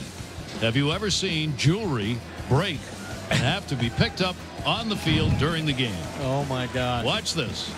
Comes in the back of his neck and down to the ground. Oh, my goodness. There it is. Oh, can I hit now? I'll never hit again. Oh, my God, nah. A lot of people helped out. The ump, Angel Hernandez, tried to help. The Blue Jays catcher, camaraderie. He's keeping his. Fraternization, actually. Steal. Russell Martin trying to help. How about Hernandez? Jones getting pieces back. Hernandez gives the bat boy. Everybody's helping out. Bad boy, Craig Gentry. I found my daughter's cell phone under a deck once. Related story. Never done a greater thing. Jones got a lot of help. He's going to have to figure it out now. Everybody take it a little. If Adam wants to put that back together again, he's going to have to visit a number of players. That's why they don't bring cell phones on the field. This story to be continued. I had the Norwegian soccer package on the DirecTV. I was watching this game. I saw Len Olsen with the ball, and all of a sudden, Powell Moore grabs a hold of his jersey, and he drags him 17.5. Says feet on the shot sheet. Yards would be 51 feet. That's not 51 feet.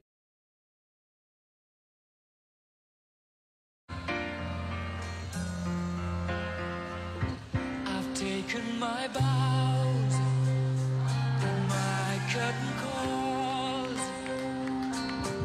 You brought me fame and fortune and everything that goes with it. I thank you all, but it's been no bed of roses, no pleasure cruise. I consider it a challenge before the whole human race, and I ain't gonna lose.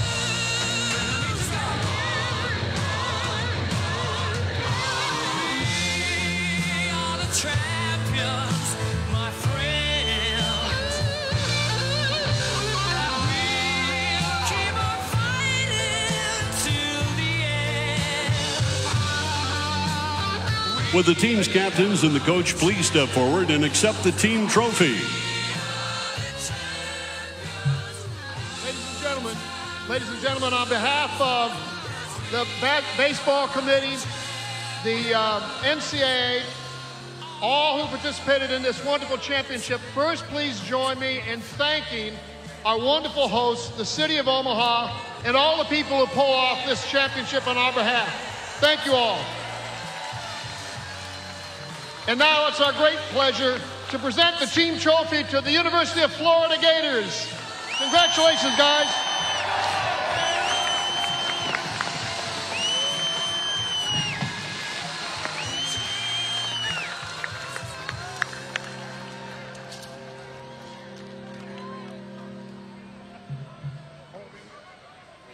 We're going to get the head coach to say a few words, I think. Oh, we got to get the head coach. Kevin. You want Kevin to say a few words, right? Everything you are, everything you were, always taking care, always making sure, never giving up, never giving in. You are the champion.